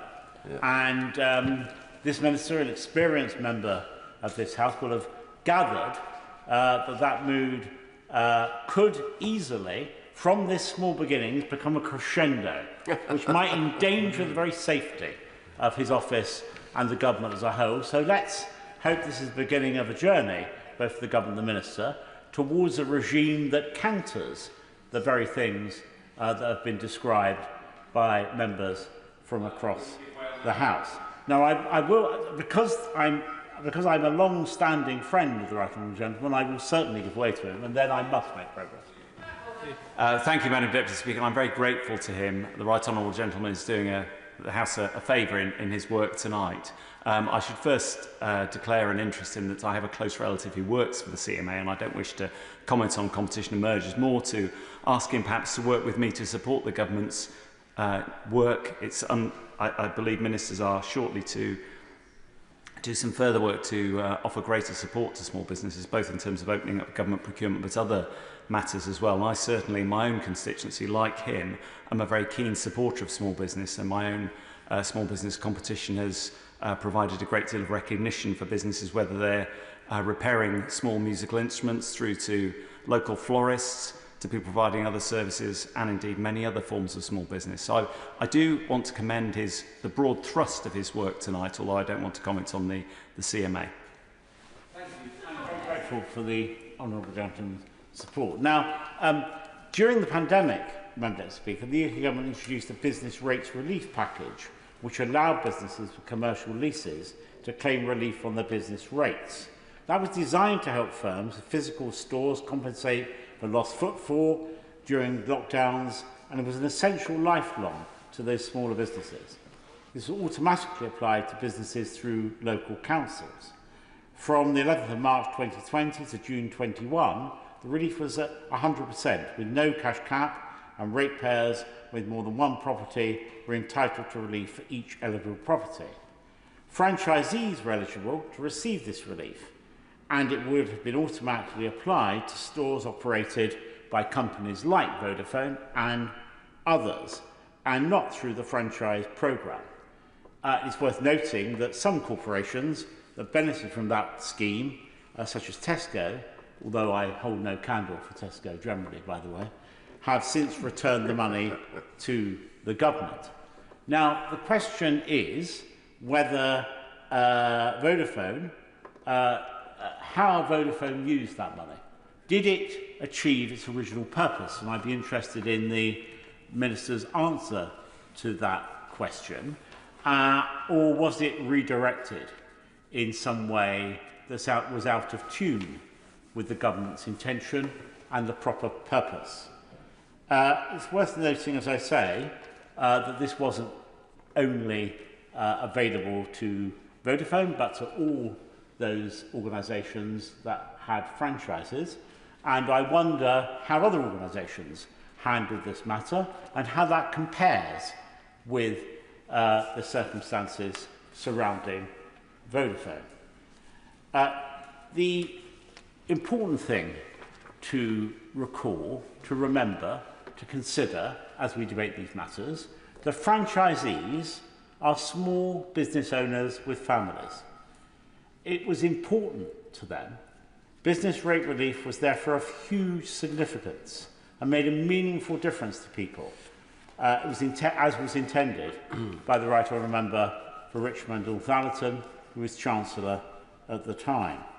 The government's stated purpose for the COVID-19 business rate relief was to assist small businesses to carry on trading at a financially difficult time where profits in bricks and mortar was much reduced. Yet the question is, was that the reality? The fact that the government later introduced caps on the relief indicates that it was intended to help small businesses, those to whom £100,000 makes a great difference, not to subsidise large globalist corporations with hundreds of stores and access to other types of relief. So I wonder what assessment the Minister has made of how this kind of funding was used during the COVID pandemic. Too often, franchisees' payments by those who franchise them are cut drastically and with little or no explanation. Contracts are often terminated with just a few days' notice, with stores repossessed with little notice, often without valid reasons for doing so, leaving debts and loans to be repaid with no income. Franchisees claim that they face fines, clawbacks, grossly disproportionate to errors in question, in some cases errors that led to fines were results of failures in major corporation systems, yet the financial burden is often unfairly placed on franchisees. And communications raising serious concerns, though made, are often unanswered, and pressing issues ignored for long periods of time, leaving franchisees without support or resolution to their problems. Moreover, it's emerged that in the case of Vodafone, whistleblowers have warned of a series of senior Vodafone executives that scores of its franchise store owners face financial ruin. So I'd like to ask the Minister what steps the government is taking to regulate corporate businesses' relationship with their franchisees. We're not speaking, as I said, of powerful businesses with deep legal departments and balance sheets to absorb losses. Ordinary people, mothers, fathers, sons, daughters, who saw an opportunity when they became a franchisee to build a meaningful business of their own under the banner of a global household name, to make a difference to their family, but also to their community, to the towns in which they're situated. People with their savings, their homes, and their reputations on the line, because they believe that a franchise agreement with a company like Vodafone, but there are others too, would be safe and secure. As I said, the Competition and Markets Authority last month confirmed the merger of Vodafone and Three. So can the Minister confirm the matter of the problems with franchisees were discussed ahead of that merger being approved? Indeed, more broadly, can such a merger really be said to benefit the British public, given its forecast to cost 1,600 UK jobs? And evidence from overseas shows that countries with fewer mobile phone operators tend to charge higher prices to consumers. Can the Minister confirm what steps the government is taking to investigate allocations of inappropriate use of government relief using during the COVID pandemic? Specifically, in relation to businesses and franchisees, will the Minister confirm that all allegations of misappropriation of government relief schemes intended for franchisees should be investigated as part of the inquiry into COVID by the COVID Commissioner? For those franchisees facing financial distress, will the Minister urge banks to show leniency and support? And will he commit to looking afresh at the lack of enforceable regulations governing franchisor conduct? A key lesson, Madam Deputy Speaker, from the Post Office scandal is we must not allow the sophisticated power of a corporate body or the impression created by an impressive balance sheet to persuade us to ignore the voices of less powerful individuals who speak out. Many franchisees have given up stable jobs. Some have taken out personal loans. Some remortgaged their homes. Yet they train staff, open stores, serve customers, and they're told by the big business that they're partners. But when the going gets rough, when the Commission cuts come with little warning, when franchisees' performance plummets due to decisions beyond their control, and when stores are repossessed without adequate notice, they're left out on their own, high and dry. No lifeline, no dialogue, just silence for the corporations they once trusted.